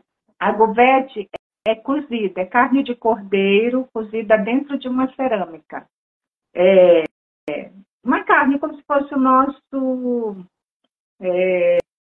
picadinho, Sei, cozido, cozidinho, sim. nosso cozido. É, o Então, picadinho cozido com batata, cenoura. isso, igualzinho. Só que é com carne de cordeiro, que muitos brasileiros falam, eu não gosto de cordeiro. É, eu acho meio gorduroso.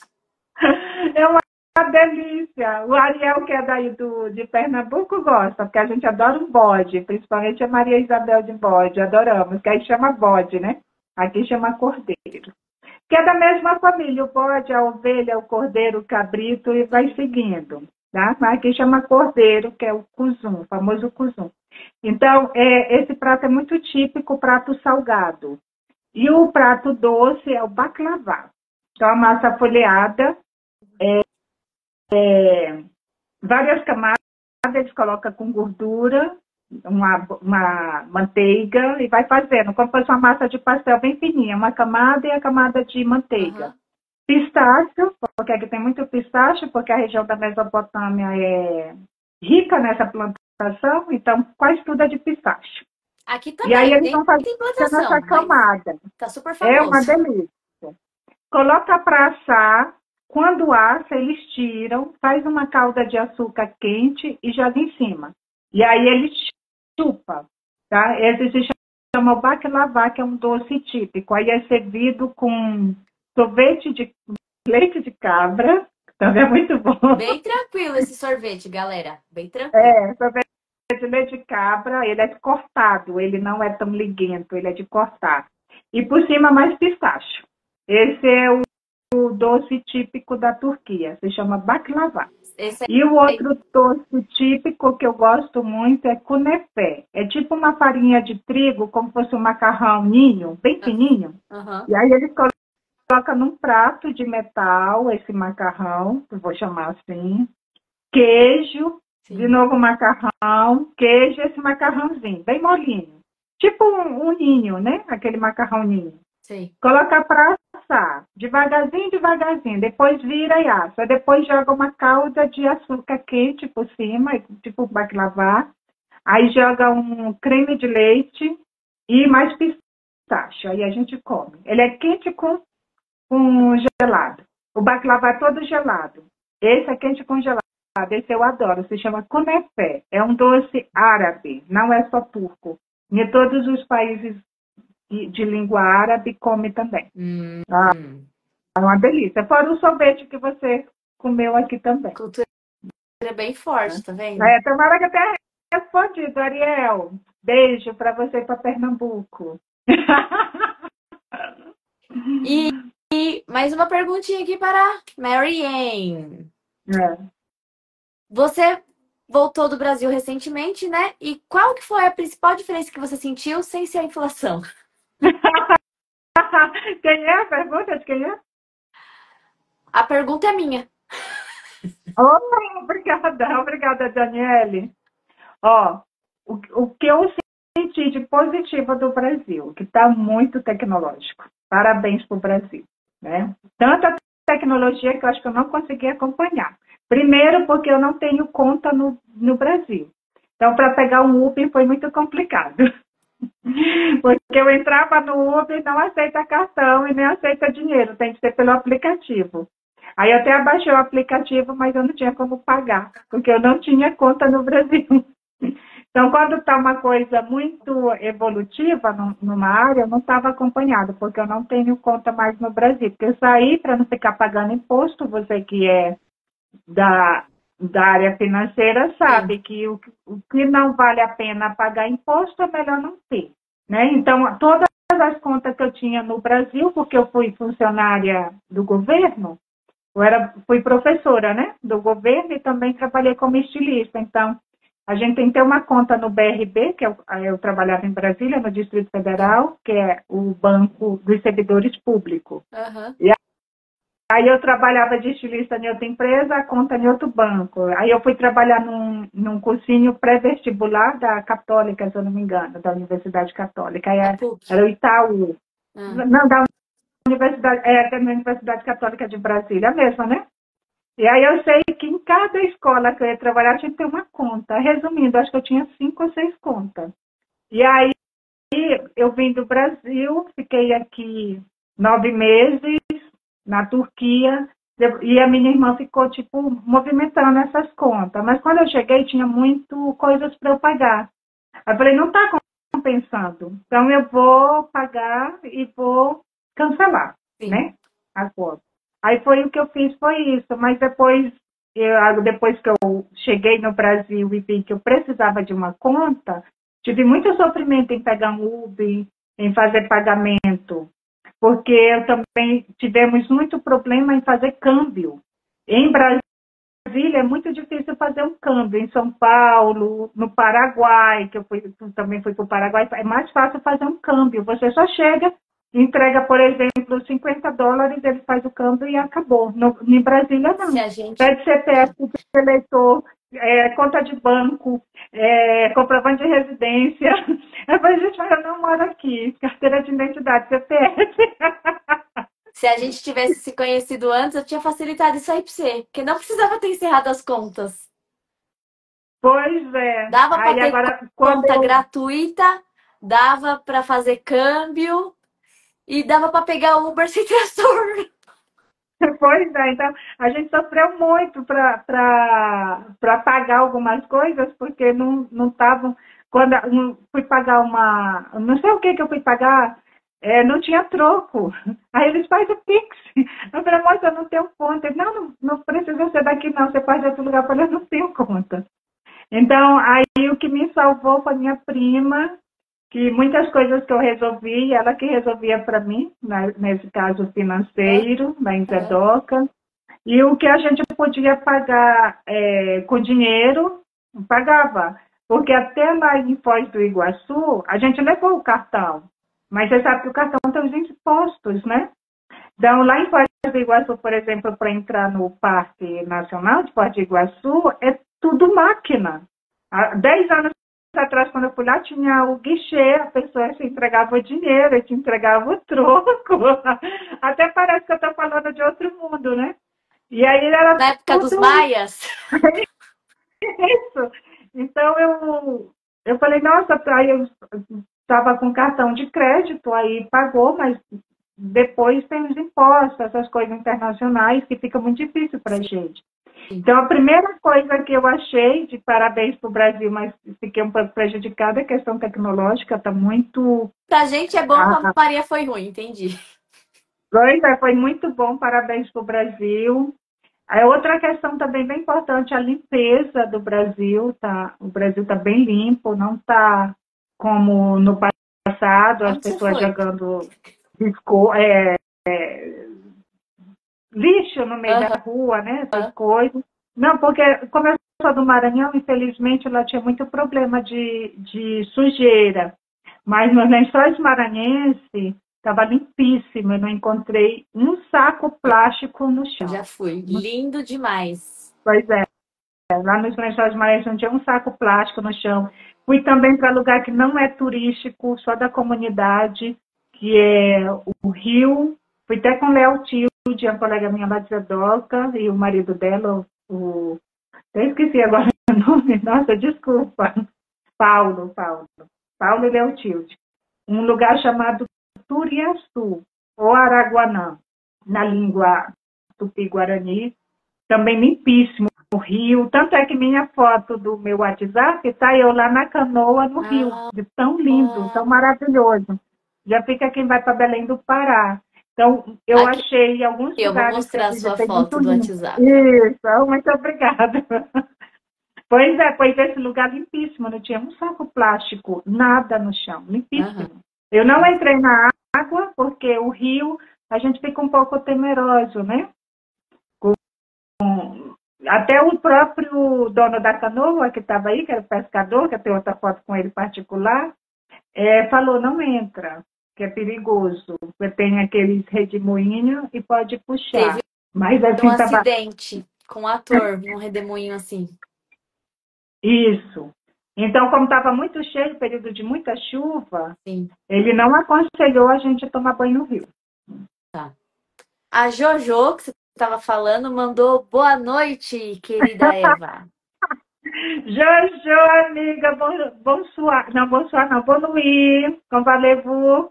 A Fabiana, Da França, Paris. Oi, Jojo. Beijo. Tem pergunta, Jojo? Não, né? na Beijo, Jojo, por enquanto Jojo. não. Se quem quiser fazer perguntas, pode fazer. Eu tenho mais algumas aqui. E qual conselho você daria para quem está pensando em sair do Brasil? Você que está aí Que pegue há um tempinho suas fora. malas e siga. Mas primeiro, Eita! mas é. Igual eu saí do Brasil, né? E muitos outros, a Jojo também, que eu fiz uma live com ela na pandemia. Também a Jojo, igual tantas outras Marias que saíram do Brasil, da sua terra, somente com esperança, né? Vá. Se não der certo, volta. Deu Tá certo, né? bem? Você está aí ainda? Deu certo. Assim, lógico que eu tive um amparato por causa do Sebastião, na época não era meu marido, era só meu namorado. A gente casou 2 anos depois que eu estava aqui, porque como eu estou em um país muito conservador, morar junto não é elegante, então tem que casar. Mas outros lugares, como a França, que é mais democrática e tudo, muitos vão e não precisa casar. Lógico que com o Sebastião a gente casou por amor, não foi só pelo visto. Não foi só pelo visto. Então vá, se não der certo, volta. Lembrando que quando você sai do seu país para outro país independente, você tem de observar a cultura do local, respeitar. Como eu acabei de falar que eu tive problema de xenofobia, que eu poderia ter também no Brasil, porque não era uma questão de nacionalidade, era uma questão de personalidade, né? Sim. A gente tem de levar isso em consideração também, que eu acho que não era nem tanto xenofobia, era mais, como fala, uma Estilofobia. marcação, é, uma marcação de mulher com mulher, né? Não tem isso? Não é Sim. só então, você viaja, leva um pouco de dinheiro, porque você tem de depender um pouco financeiramente, não sabe se vai ficar doente ou não, Faz um porque o primeiro planejamento, momento um o seguro de vida. planejamento Me financeiro, chama. Quer sair do Brasil? seguro Me de chama que eu te vida, ajudo. Mas escutem as dicas. Continua, Maria. Só para não chama a perder aqui. Daniele, é verdade, chama a Daniela que ela aconselha também, mas todo mundo que sai do seu país, vou falar pela minha experiência, tem de ter um dinheiro para o seguro, porque por turista você pode ficar 3 meses em determinado país. Depois de 3 meses você tem de ir no departamento de imigração, porque se não for é problema para você. Então você tem de ir no local de imigração e eles vão pedir uma série de documentos para você. E nesses documentos o que está? Primeiro lugar, o seguro saúde, residência, esses são os mais fortes. Você tem que ter. Tá? Então, para isso, você precisa de dinheiro. Eu não sei agora, né, 2025, como é que está o caso de seguro-saúde, mas eu imagino que continua caro. Continua, Dani? É, depende, né, do que você quer de cobertura. O que muda no seguro é a cobertura. Então, às vezes, algumas viagens exigem um nível maior de cobertura, dependendo do que você for fazer nessa viagem. Então, por exemplo, se você for esquiar, pensando no turismo, tá? Não em se mudar. Uhum. Mas se você for esquiar, é bom que você tenha mais coberturas, porque se você se acidentar na neve, pode ficar caro. E o seguro tem um Isso. limite, entendeu? E é esse limite que você contrata. Mas Me chamem que eu analiso caso a caso e é que eu trabalho, né? Eu sou economista, gestora de patrimônio. Eu ajudo pessoas a aumentarem e protegerem o seu dinheiro. Então, Seu venha. dinheiro. Ó, porque, por exemplo, todo mundo que sai da sua casa sai com a esperança de sair bem e voltar bem. Mas nem Ou não sempre voltar. isso acontece, não é? Nem sempre acontece. Tem pessoas que infelizmente nem voltam. Porque já teve pessoas que infelizmente seguiram para outra viagem sentada na cadeira do ônibus ou do avião. Tá? Conheço casos assim. Nossa, Morte súbita. Né? Então, tem de ter um seguro é muito importante. Agora mesmo, eu saí da Turquia e fui para o Brasil. O Brasil é minha terra. Mas eu fui com seguro. Porque antes de viajar, eu passei por uns problemas de rins aqui, né? De saúde. Então, eu falei, é melhor ir mais precavida. sim, Mas aí eu fui com seguro, válido somente para a data da viagem do Brasil. E olha que eu sou brasileira. sim. Mas o seguro em si, o seguro de vida, ele é uma solução financeira incrível.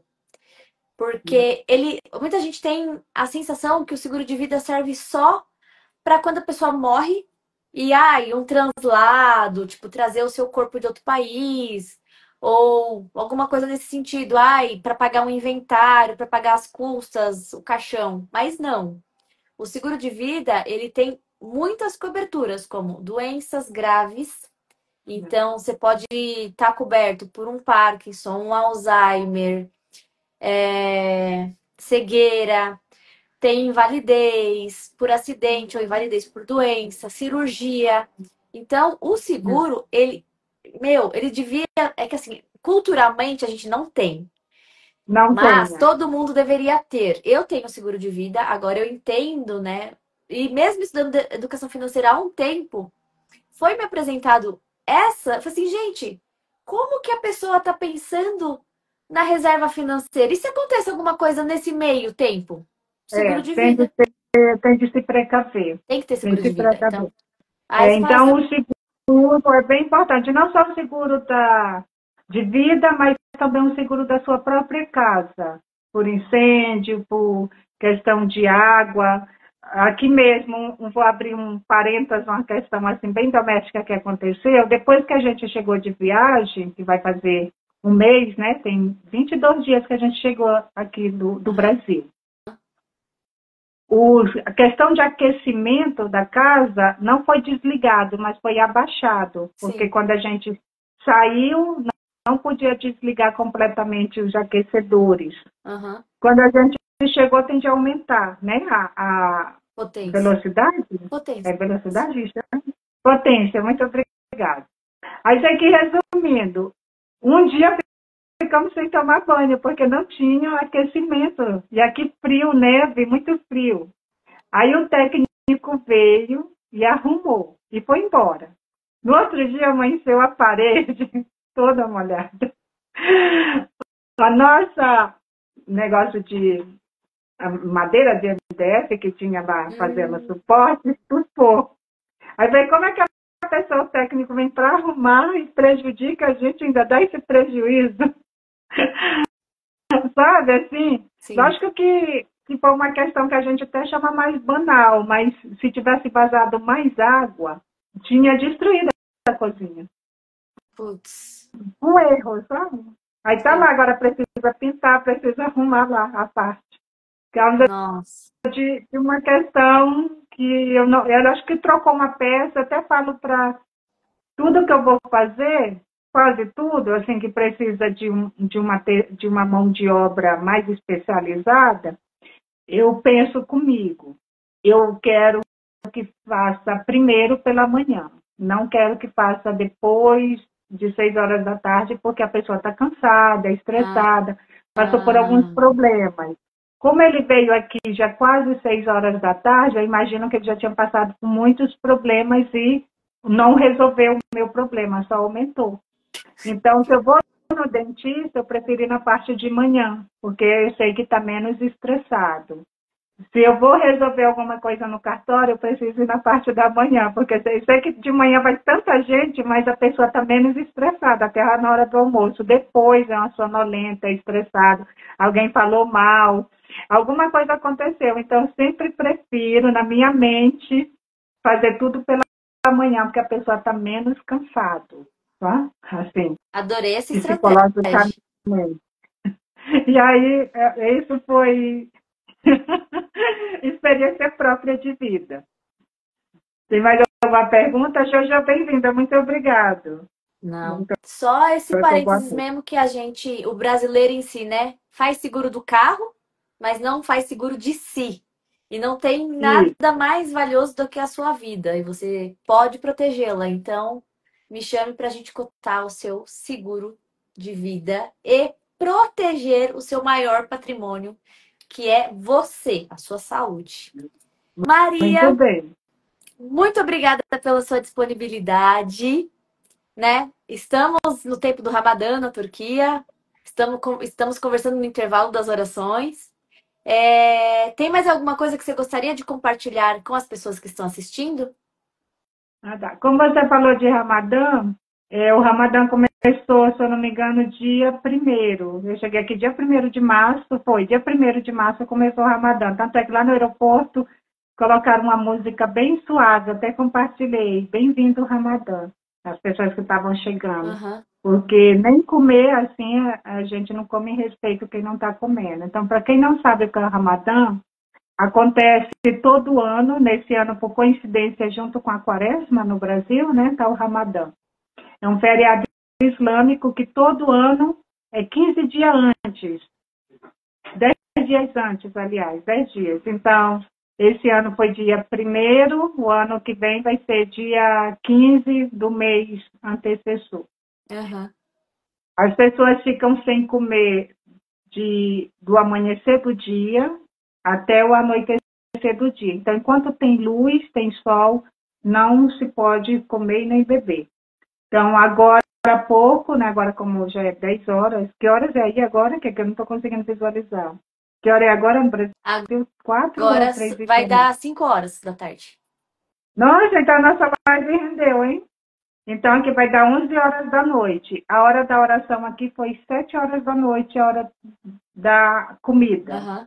da primeira refeição do dia, né? No caso, foi de manhã, eles acordaram 3 e pouco da manhã para poder se alimentar. E aí, depois, o dia todo, foram comer agora às 7 horas da noite, isso no horário da Capadócia. No horário de Istambul é um pouco diferente, porque o sol lá se põe depois. Tá. Vai finalizar o Ramadã no dia 27 desse mês. E vai ter 3 dias de festa, que é como se fosse o ano novo para o islâmico. Então, Aham. é um período de jejum, de sacrifício, mas à noite é um momento de fartura. As pessoas se reúnem, conversam, sorriem, comem. Então, nesse período do Ramadã, eu cheguei dia 1º, no sábado passado, eu fiz uma janta aqui em casa para uma amiga minha. E aí ela veio jantar aqui em casa, que ela faz o Ramadã. Então, no dia, porque todo dia um minuto depois, no dia foi 6h45 da tarde. Hoje já seria 7h02. Aham. Aí amanhã seria já 7h04. Tá? Todo dia vai ser assim até chegar o dia 27. Caramba, que Vai interessante. aumentar, né? Aí eles colocam o prato, a comida, a água, tudo. Aí na hora que faz a oração, que aqui do lado tem a mesquita, né? Aí a primeira coisa que faz é tomar água. E sábado passado eu fui para um jantar de Ramadã de um amigo nosso. Que legal. Ele sempre faz, até que eu faço uma festa à noite, sabe? Eles convidam outras pessoas Aham. e dependendo da mesquita, eles distribuem uma alimentação para a pessoa também nesse horário. Algumas mesquitas maiores que se tem Estrutura, apoio de né? pessoas patrocinando arroz, carne e outros alimentos. Sim. Né? Muito É bem legal. interessante. Sim. É bem Cultura, interessante. gente. É, Viajem, planejem. Comprem meu e-book para vocês irem lá falar com a Maria. Eu vou subir esse vídeo pro YouTube Se você assistiu até aqui, comente Salve Jorge. Não, brincadeira. Comenta Capadócia pra gente saber que você assistiu até aqui. Eu vou deixar o canal da Maria também na Tem descrição. alguém que está dando pergunta? Ana dos. Não, só o pessoal entrando, mandando coração. As Ah, perguntas acabaram. tá. Qual que é o seu perfil que você compartilha tudo? De cultura, guia? Ariel, é Ah, pra tá. comentar Capadócia no YouTube, Ariel, pra dar engajamento no meu canal e no canal da Maria. Entendeu? Ariel é ótima pessoa. Ele sempre está com a gente, comigo, com a Jojo. Ai, que Tá? Ele legal. sempre está participando. Lá de Pernambuco. Agora, eu não sei qual é a cidade de Pernambuco dele. Ele vai. Depois ele escreve aí qual é o Comenta nome da aí, Ariel, cidade. qual que é a sua cidade do Pernambuco? Que eu não conheço o estado de Pernambuco. Um dia eu vou A Ana conhecer. Cardoso falou que você é maravilhosa. Ai, muito obrigada, Ana Cardoso. A Ana de qual estado? São Paulo? Ó, o Ariel é de Garanhuns. Ah, cidade fria, né? As pessoas falam que é um lugar frio de Pernambuco. Tá? Então, beijos para Garanhuns. Tá? Um dia eu vou conhecer Pernambuco. Eu estava pertinho, mas não fui. Vou conhecer também Fernando de Noronha, Ixalá. A Ana Cardoso te conhece. Ela falou que tá com saudades, então ela te conhece. Ah, me conhece. É muita gente, Ana. Com certeza eu conheço também. Agora, a fisionomia, não estou lembrando o É, mas nome, não dá mas muito pra obrigada ver. pela participação. Não dá pra ver a foto dela direitinho. Ela escreveu POI? Põe? Porto Alegre. Eu imaginei que fosse Poá. Ah, Porto Alegre. Ana, já sei quem é. A Ana, turista maravilhosa. Beijo. Ah, depois ela até comprou um turbante assim para usar aqui no cabelo com laço. Ela comprou na cor cereja, ficou chiquérrima, a Ana. A Ana que veio com a Lili, com a Beatriz, que é chamado Dóia, que mais do grupo Maria Cristina, que encontrou o Mustafa lá no Gran Bazar. Agora sei quem é, Ana. Beijo para você e para o Rio Grande do Sul, que também não deu para visitar nessa viagem que eu fui para o Brasil, porque eu fiquei 2 meses com a minha mãe e meu pai lá no Maranhão. Aí só fui para os outros lugares, assim, 15 dias muito rápido. Tá? E aí, até a Daniele, que a gente está conversando agora, a gente se encontrou no aeroporto lá em É. Guarulhos. Falei, Maria, peraí que eu tô E tomamos um chegando. café maravilhoso juntas. Foi muito bom nosso bate-encontro, É, rápido, mas gostoso. sim. Foi bom, muito obrigada. O mais difícil é tempo hoje em dia, né? A pessoa, às vezes, está com compromisso, alguma coisa aconteceu, então a disponibilidade é muito difícil hoje em É. dia. Né? Mas E, a gente vai se encontrar, Ana. e, Muito obrigada. e por isso que eu agradeço, né? Todo mundo que aceitou fazer a live comigo nesses 10 dias.